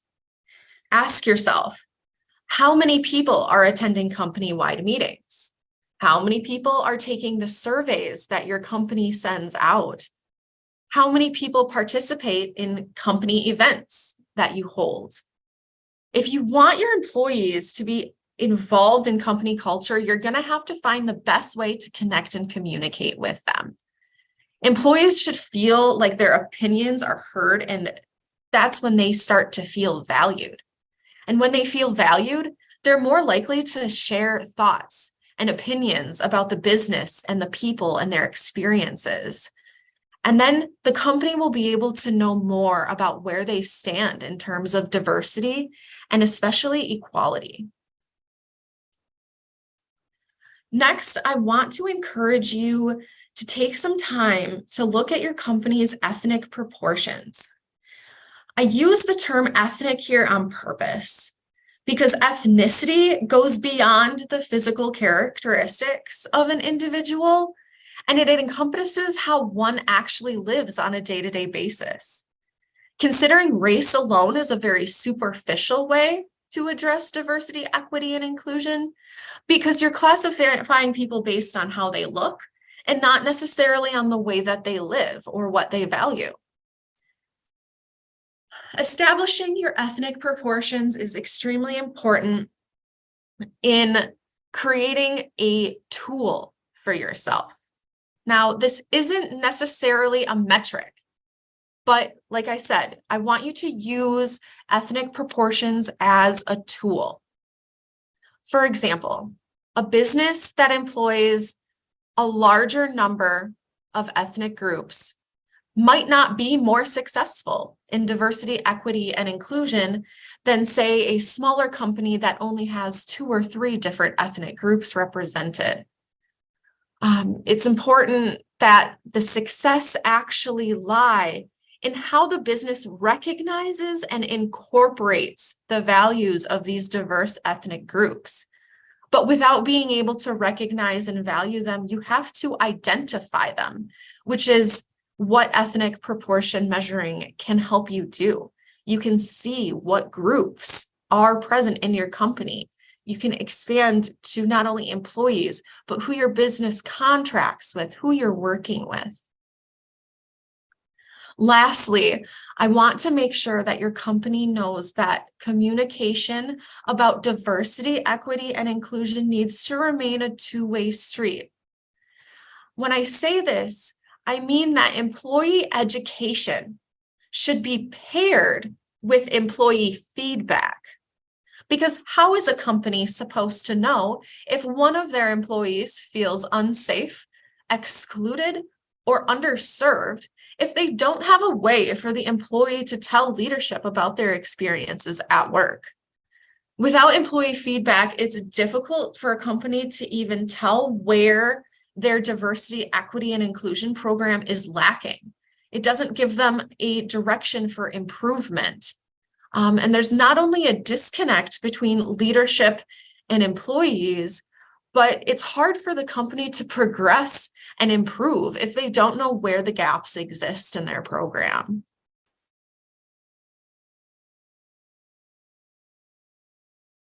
And finally, to wrap up, I just want to provide some 3 actions that you can use to create a successful diversity, equity, and inclusion program in your workplace.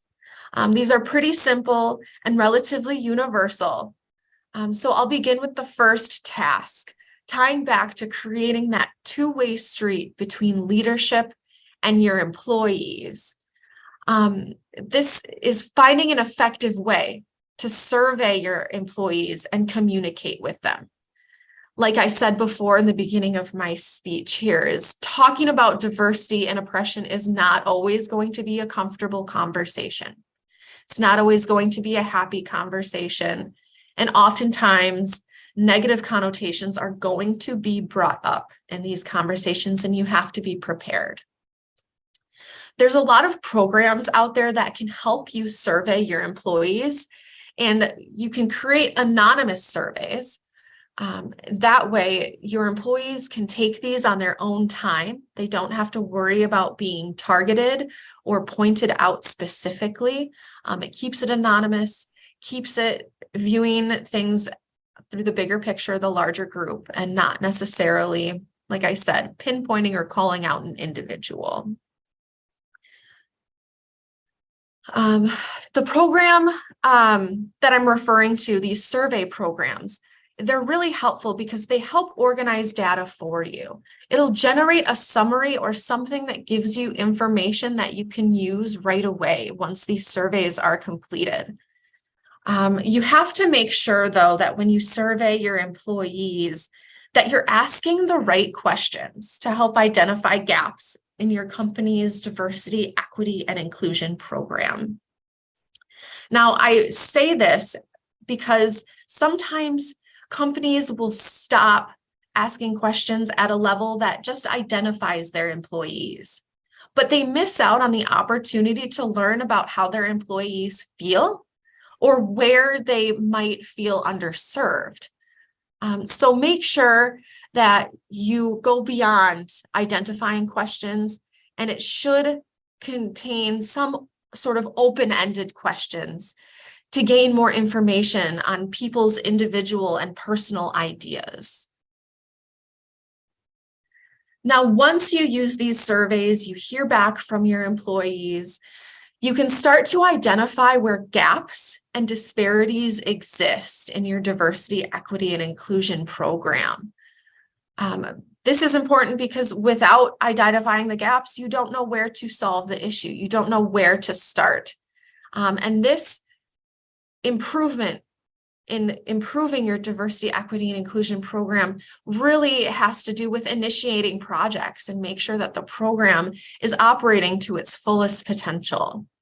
This takes diligence, proper project management, and your company will probably have to work to determine a budget, essentially, and see how much of their resources they really want to put towards improving their diversity, equity, and inclusion program. Again, noted before in the previous presentation, ever so kindly, this does not have to cost a lot of money. There are free resources. You can get volunteers within your organization together. Like I said, find those allies, find those groups of people who are willing to help you and start to integrate diversity, equity, and inclusion into your company right away.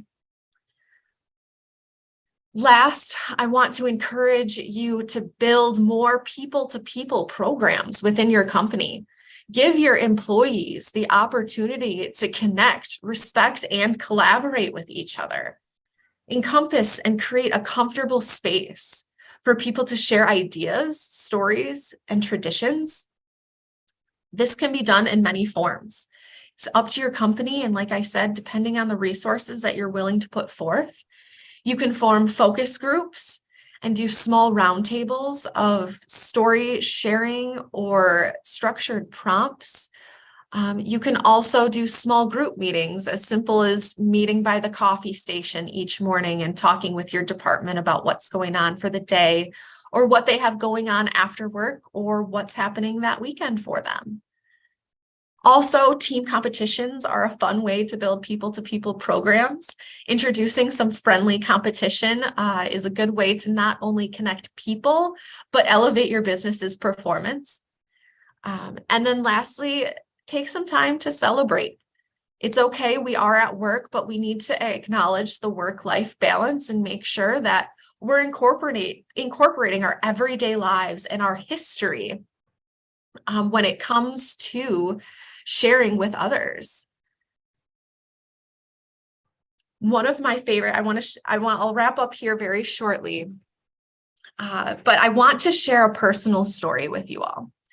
Now, one of my favorite people-to-people experiences that I've ever had working for a company was with one of the first organizations that I had ever worked for. And we started organizing a quarterly potluck. And for those who aren't familiar, a potluck is a large meal that's shared where each person prepares and brings a dish to pass and share with the rest of the group. Now, one time we decided to make this a full cultural experience where each person would share a dish that was traditional to their culture or their heritage. We all sat, we enjoyed great food, we chatted about the great things that make us different over a fantastic, diverse meal. And I was able to learn more about my coworkers than I had even imagined. And to this day, we still have a bond. I still keep in contact with this group. And I can tell you that our performance was also improved after taking the time to just share a meal and share our stories. And I want to thank you guys so much for your time and your attention here today. I'll be happy to answer any questions that you have. Otherwise, thank you so much again for your time and this opportunity. And I hope that you were able to take something of value from my conversation today. Thank you, Ms. Riley. Thank you for your time. Thank you. Thank you. And our last speaker for today is Dr. Rahul Singh, Chair Center of Sustainable Tourism and Development, Professor of Strategy and Sustainability, Chair of CEST, our BIM Tech at Birla Institute of Management Technology, India. Dr. Singh is awarded AICTE Dr. Preetam Singh National Best Professor Award in 2021 by Ministry of Education, Government of India, and the topic in which he will be sharing his valuable insights is Shaping Businesses Strategy Through Sustainable Data. Over to you, Dr. Rahul. Thank you so much, Ananya. Good evening, everyone. Morning, afternoon. I don't know which part of the world you are in. However, it's a pleasure connecting you. And thank you so much when Ganesh spoke to me about this seminar. I happily agreed to the topic he suggested me, which of course mutually came out of the discussion. Maybe also because I connect in sustainability and strategy domain. So I'm observing how strategy is running through organizations and how organizations are serious in taking strategy as a core activity of their organization, and how sustainability is becoming inevitable part of their organization. Yeah, maybe like some of the speakers previously, I had opportunity to listen some of these co-panelists today and yesterday. Maybe either it is coming by choice or coming by force or coming by compliance, but it is becoming a reality today. So what I'm going to attempt is about how connecting strategy and sustainability is possible, how is it happening, and where are the realities. I believe we have about 20 minutes time, and then rest of the time I'll keep for clarification in case there is any by anyone. I also understand that probably I'm the last speaker, and so I need to really respect time because everyone has been going through, this interaction, and I have to be really meaningful in sharing something which is not repetitive by the other speakers. The agenda I'm having, where I'm starting. So I'm going to be converging at some small atomic point, but starting probably at a 30,000 feet level. So let me take you through the evolution on sustainability side, and then probably I'll come slowly to a strategic perspective and would justify why sustainability is happening or possible or required through a strategic perspective. And where is the strategy taken in the organizations, okay? So every decision is not a strategy. I'll argue that point later on. So the evolution which I'm arguing is, we have observed it well when we go to the business history.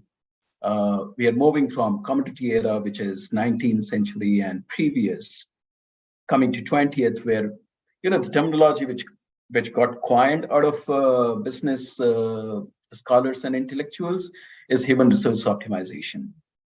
Machines were replacing human beings. Automated machines came in, replacing maybe 200 laborers. Computers came in, replacing maybe 10 workers. So it was a human optimization era. In easier terms, we call it automation and mechanization. We achieved to a certain level, however, probably what we achieved in terms of optimization of human resources or production equipment, efficiency, we reached to the pinnacle of the efficiency that we could have created. But in the process, we realized that we are compromising few things. We did not mention, we did not realize, and we did not reflect on that we are compromising on the health of people in the organization. That is visible, but that is not reflected very clearly. But what is missing actually, what is scarce on the planet is natural resource, which was very much visible, and we started realizing that. And that's how 21st century in the business or economics terms became natural resource optimization era. We combine it with knowledge because we understand knowledge has always been important, but in commodity and human resource optimization era, we had abundance of opportunities compromising on the knowledge side because there were opportunity to make money otherwise. Now link it with organizational growth or the growth of the nations. So some of the nations whom and I'm taking a position, okay? So I'm coming up with no influence of any biases, but I'm taking still an argument in a position because I teach globalization and research in globalization and emerging market. And my data indicates that when globalization was happening, we did not pursue the definition of globalization. Primarily, it was one-side trade. So trade was converted into globalization by definition, but not in practice. And that's where the gap started coming in. That's where we know some of the most developed countries today are damaging the planet maximum. Yeah, and go through the data of ICPP and you will find that. Right, so sustainability suddenly from what it used to be Dow Jones Indices became kind of reality with each organization either by social force or by government compliances over a period of time, but 21st century has been really forceful on it. When I look at this geopolitical and business environment, this is what I find. And this is not my thought process. This school of thought comes by one of the greatest scholars at Emory University, who is observing that globalization is moving from ideology and advanced country level combination, which used to be 20th century, going to resources and market and emerging nation combination. How is it connecting with the strategy and sustainability? I think narrative itself will indicate sustainability is a strong and core principle and value system in some of the emerging markets who are industrializing, but most of the Asian African market anyway, including Latin American. Yeah, I'm not ignoring the West markets, but as I said, the data indicates in different way. While we are pursuing the growth, keeping sustainability as one of the agenda and not compromising the responsible consumption and responsible production coefficients, some of the companies have compromised for the development. So the issue here is, we know that we cannot recover, but how do we walk the path of the future? How do we follow at organizational level, which is just not limited to compliances? Yeah. I'm going to build up some of the data, some of the studies which are done by consulting firms and organizations like GRI and WBCSD, because we are connecting how sustainability and strategy have relationship with each other. And is it really possible? Look at 2050 agenda, and this is not comprehensive, but at least one nice experiment to map what is going to be 2050 in terms of sustainability. Yeah, the roadmap to that. Very, very comprehensive, working on both the production, the environment, services, availability of resources side.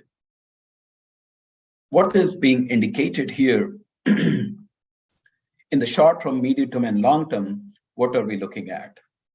What are we addressing? How is the evolution achieving to long-term sustainability happening? This is not, we are starting in just 25 or 2030. I think 2050 agenda was very much clear when we entered 21st century, but we were not so clear in the first 2 decades. We are pretty clear today. If we avoid it now, we don't survive tomorrow. So it's a question of your survival as your or mine or planetary survival, in what I mean.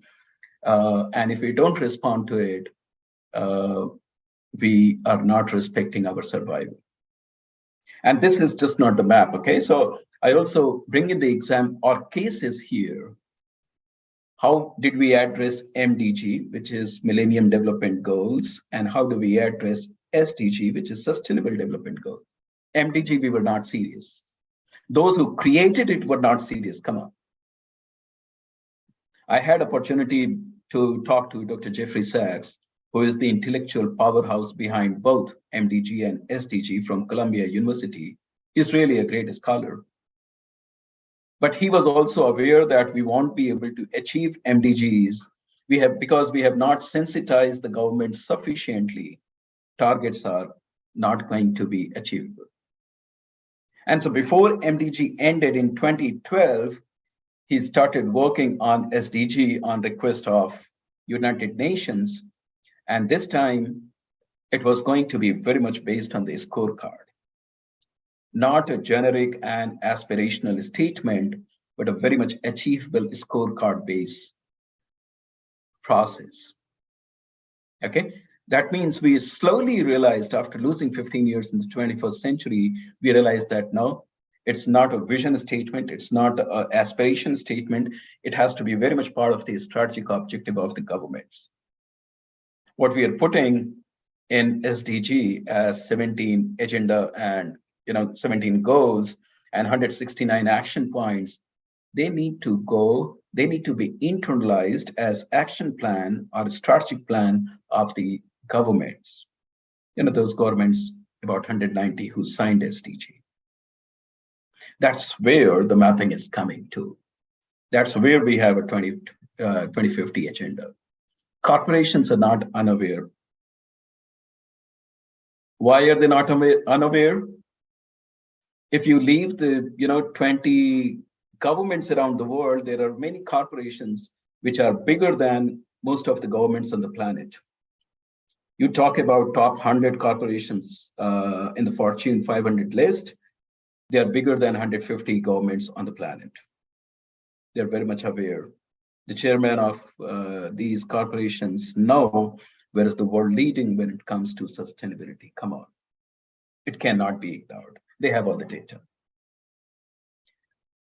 Which means it has only been ignorance on how do we take decision to integrate the whole system into our action plan.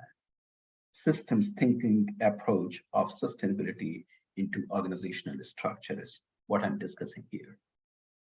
I'm not blaming anyone. It's simply that we did not sensitize enough to go to the next level because it was easy to survive without that sustainability and sensitivity towards sustainability. Okay, how did it start? So if this is the plan, somewhere 2015, 2013, we were not so ready. How are we reacting to it? And I'm going to compare it. How are we reacting in 22, 23? So in 10 years of difference. Okay, so there is a survey.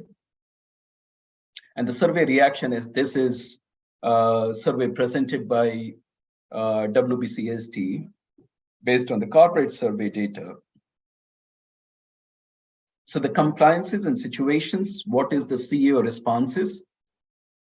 How CEOs recognize the sustainability challenge, but still grapple with how can they resolve it? How can they add value to it? Okay, so about 93% believe that sustainability is important, whichever way, either in the reality or in the branding position, but 93% of them respond at least that sustainability is a critical factor. And 80% of them view sustainability as a route to competitive advantage in their industry. We have seen many companies converting to it, and today they are very successful. But how to resolve it? Look at the complications. 38% about, about 40% believe they can quantify the value of their sustainability efforts, but about same find it difficult. This is going slowly on the scorecard. And I think the balanced scorecard methodology by Kaplan Norton has contributed significantly to convert it into that way. Maybe it is not most popular instrument, but it is an initiative at a small level which is changing the organization's view.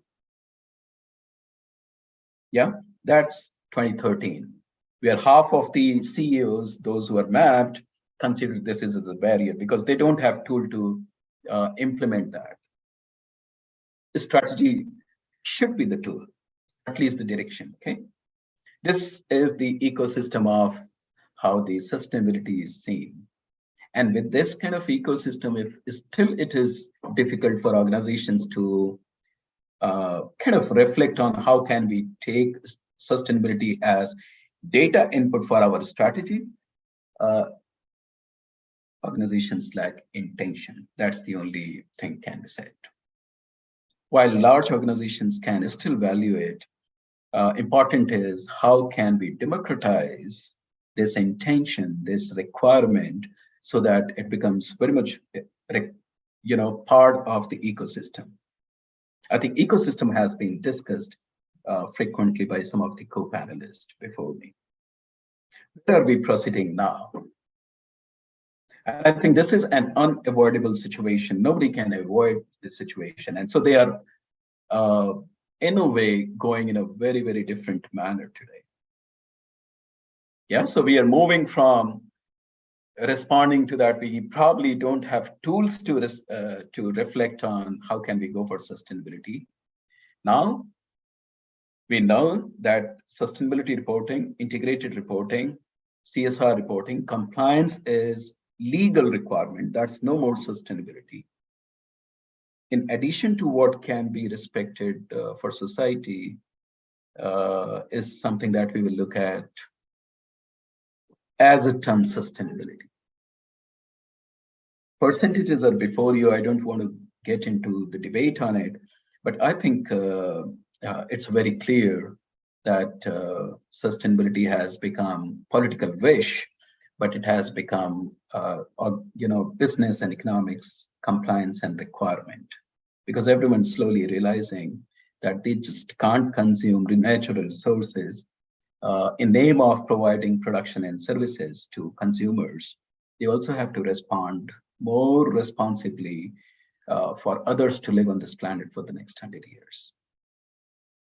That's the shift which I'm recognizing. And, that is also coming out in the surveys which international organizations are conducting. So there is a shift happening. Here is the Deloitte Consulting talking on this shift.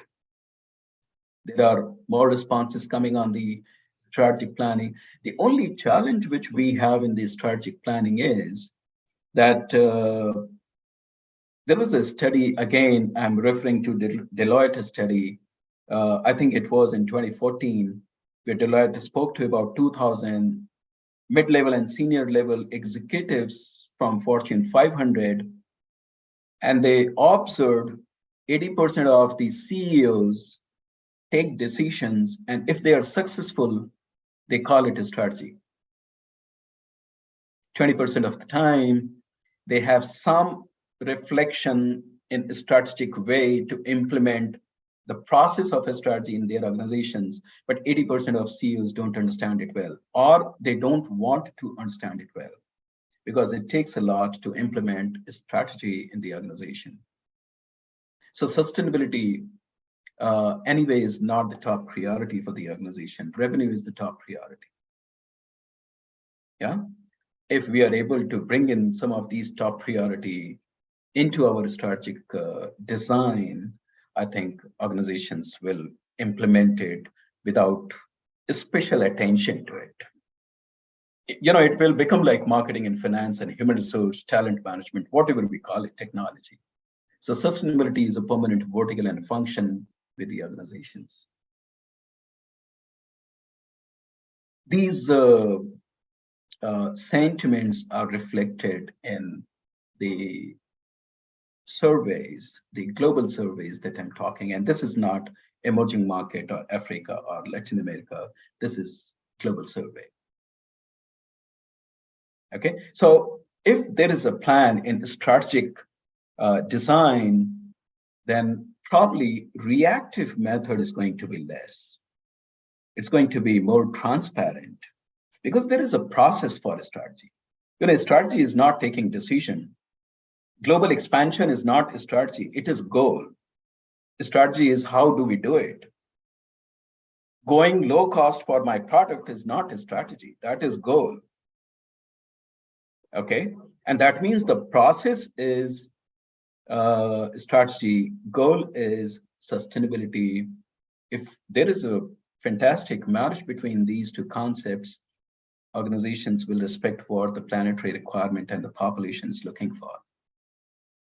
Okay, and some of these surveys indicate towards how are we slowly evolving in our understanding and how are we becoming serious and sensitive to these requirements. With this one or two more reflection, I will close, Ananya, and then you can go for if you have any question. So while this is rising, as I was telling you that we still need to come up with the right kind of a scorecard concept. And that means we need to understand in a strategic perspective to implement in the organization. And I really respect what Kaplan Norton contributed to, the way organization should implement or should measure performance measurement. As long as it is in my agenda, the performance measurement is going to be easier. So make sustainability your agenda, put it in the performance, put it in the action and performance. Automatically, communication will happen. You don't have to do special efforts for communication. The way you are announcing your quarter results, you do communication, you will also announce your sustainability results. Okay, that's how organizations will do over a period of time. And last point, on the output side of the survey again, where there are 4 groups of the companies between the long-term strategy and how, personal biases, the personal annual bonus is connected. I think it is very much visible.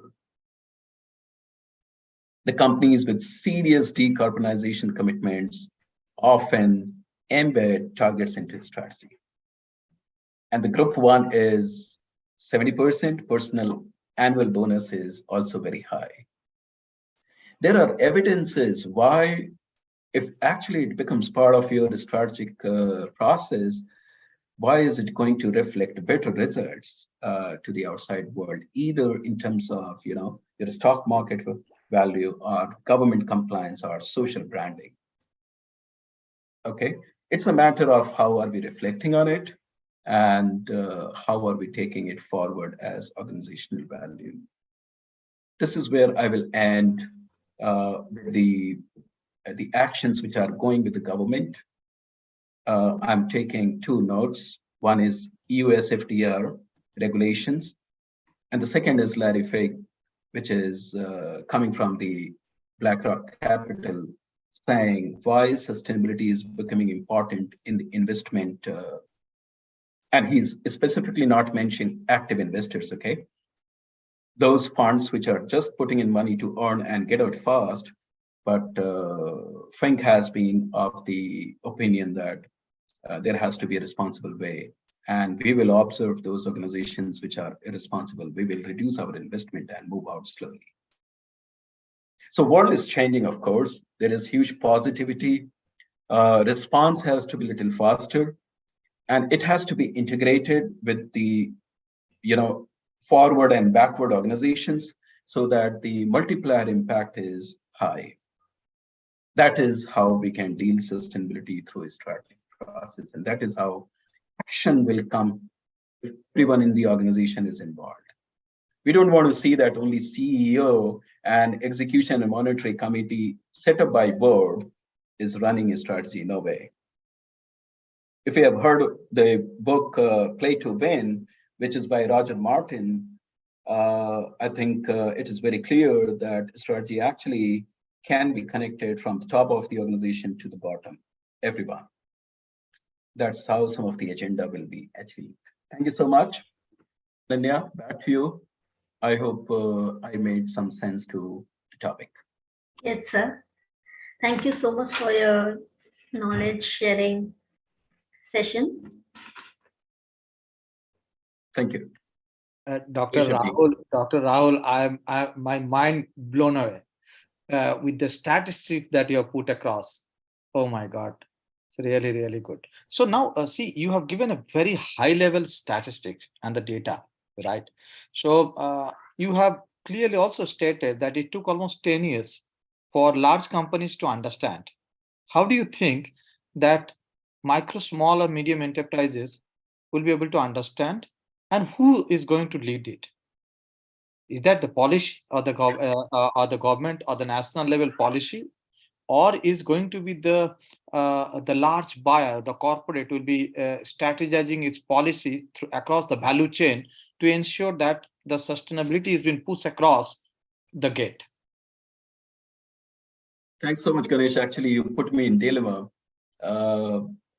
This is a very, very difficult question for me, but you answered it yourself. So I'm taking help of the sentences of your question.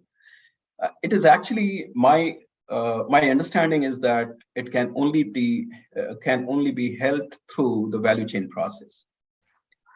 Governments will always be able to support the MSME sector, but unless until the value chain actors come and handhold the MSME, they are always on the verge of organizational sustainability. Yeah? Large corporations create influences on government and delay the change. MSME cannot delay that. They don't have that kind of power. The only way to evolve and change and make it faster, maybe another 10 years, otherwise for MSME, it will take 25 years, is that large corporations in the value chain handhold them, governments in the value chain handhold them. And we have seen some of the areas improving for MSME sector, especially the banking domain. That you're talking about the access to finance, right? Yes. But access to finance is not that it should not be only one thing. It is all about the it's all about the government also has to sensitize in terms of incentivizing the small businesses so that they go and adopt certain green technology, green businesses, sustainable business model, and all those things, and then they get some financial assistance, right? The way government of India is thinking of implementing lean, the government of India is trying to push across zero effect and zero defect and all those things. I think there has to be a special task force who will be at least doing this work, right? So and the institutions like BIMTech, who is very instrumental in terms of working and learning and bringing a lot of knowledge and research knowledge from the cross-border to India. I think you can also act as a think tank to the government of India and try to see what best can be done. So let's get into the question. Now, you have given the bird level views, and then you talked about the and now the large corporate is talking about the strategy. Fantastic, all those things has been done.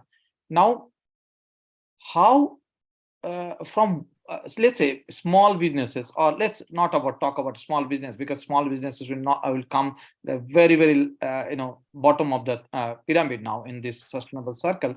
But if you talk about the medium enterprises who are at least in a borderline where they have to adopt sustainability, right? So now, what are the data points that they can capture, from where those data points to be hooked into?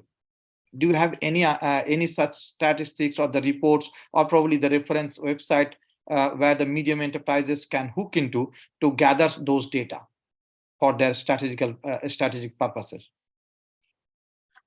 Well, my first reaction would be when you're connecting a strategic purpose and the data points to connect with that, they don't go together for a medium enterprise.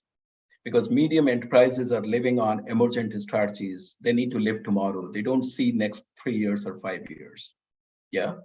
If they want to see the next 3 years, 5 years, that is only from the revenue stabilization point of view. However, contribute to their strategic thinking and method to pursue the organization, that again will come from the integration they have with the large corporation or with the government. For example, the waste management industry or solar industry, the way it emerged in Indian market is because policy became a catalyst to motivate them. Right. Otherwise, it would have taken maybe another 10 years to stabilize and become where they are today. Okay? Absolutely, absolutely. You were having 2030 agenda to achieve where you were saying that this is what is my target for solarization. That was achieved in March 22. It has never happened in India. 2030 agenda by a government achieved 7 years before. We have not seen this in the world anywhere. Right, right. The same is happening for the waste management. So both small and medium are responding, and they are growing, and they are contributing to the agenda of large and government, large corporations and government. But as you said, there has to be a good either financial support or policy catalyst. When Government of India, for example, says that I will give 5,000 organizations subsidy in waste management, everyone is running to establish one because they get subsidy. The 5,001 will not get it. Right. The similar way, even the adoption of EV vehicle, right? So absolutely. So absolutely. I think it's good. I think it's really. So there is a transformational change. So what we cannot run it in a linear model. Right. We have to go in a model which is more effective, and sometimes it can be very different level of shift. Right. So one thing that I have understood from the micro, small, and medium enterprises perspective, the data part will be coming as a push from the large corporation and the government, right? And then they'll be reacting to it because they will not be able to influence, whereas the large corporates will be able to influence either to accept or delay or defer or whatever it may be. So wow, very good point, very good statistical, very good point. So now when you are talking about this, there's so much of disruption due to this COVID-19 and sudden lockdown and various other things. How this sustainable supply chain is going to coexist? Well, I'm not expert in that, but I do work with those who are working on sustainability strategy of supply chain network. And I think their voice is that supply chain is going to be the next business model. So it's not going to be based on marketing or finance. It's going to be purely supply chain. Those who are going to master the supply chain model, they will survive, and that means it is going to exist. Okay, so that means you are talking about since the entire Indian market is heading towards D2C, and D2C is more in order to make D2C more successful, you should be having your competency in the supply chain. Otherwise, you will not be able to do build a D2C brand, right? Is that the thing? Either you have your own competence, or you partner with the competence which is competitive advantage in the market. We would not like to repeat the story we had in 80s and 90s that all companies are going to develop their own supply chain. It's not competitive. It is not going to happen anymore because now it is very clear it is not going to happen because if you look into the entire now all the industry or the successful companies have got a light asset. Yes. Right. So now every individual or every entrepreneurs have understood that we cannot be a capital incentive. We cannot go ahead and build something called capital incentive industry. It is always better to have a share, economy or share infrastructure or share asset, right? So I think that is what everybody have understood. So really, really good, very good insight, Rahul. Really happy to have you here. And I think there are a lot to learn from you. And we look forward working with you and under you also. Okay, we are planning to have a high-level think tank discussion on the SDGs in Andhra Pradesh. We'll be keeping you informed on that. Sure. Thank you so much, Ganesh. Pleasure being here and talking, everyone. Thank you. Thank you, Dr. Rahul. Thank you. Thank you all for participating in this knowledge sharing session. Special thanks to all the speakers who have shared their valuable insight with us today. With this, we come to an end for today's summit. Once again, I would like to say thank you from the entire GCPIT team. Thank you so much. Yeah, I think Mr. David have joined later. David Heller, are you there? Yes, I am. Good morning. Yesterday, Good morning. Good morning. Good morning here in Miami, anyway. Yes. Yesterday night, something around another 1.5 hours later, you have joined yesterday night. I could see that. So, would you like to come on camera and share something? What are you doing as part of your carbon divest? Because this is very much interesting area. I think we'll be very happy to learn, and we can also explore the collaboration that is possible. Hold on a sec. I'm having a few little challenges with camera right now. No problem. You can at least we can at least talk about the carbon divest thing, and let me learn. Well, we are essentially a group of environmentalists that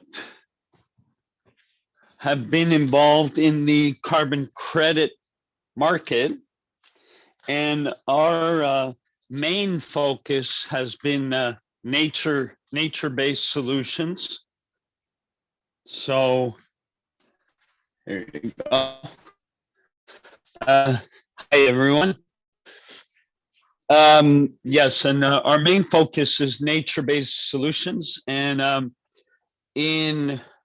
because I grew up in Latin America, I grew up in Costa Rica, and one of the big issues there has always been government challenges, getting any government on board in the conservation of the forests and biodiversity. For the most part, unfortunately, governments in Latin America are often very quick to sell off the land, the resources to essentially the highest bidder, any company coming along. So we started out, I actually started out with a company called Environmental Partners International out of New York. And the business model for them was that a government provides a standby letter of credit.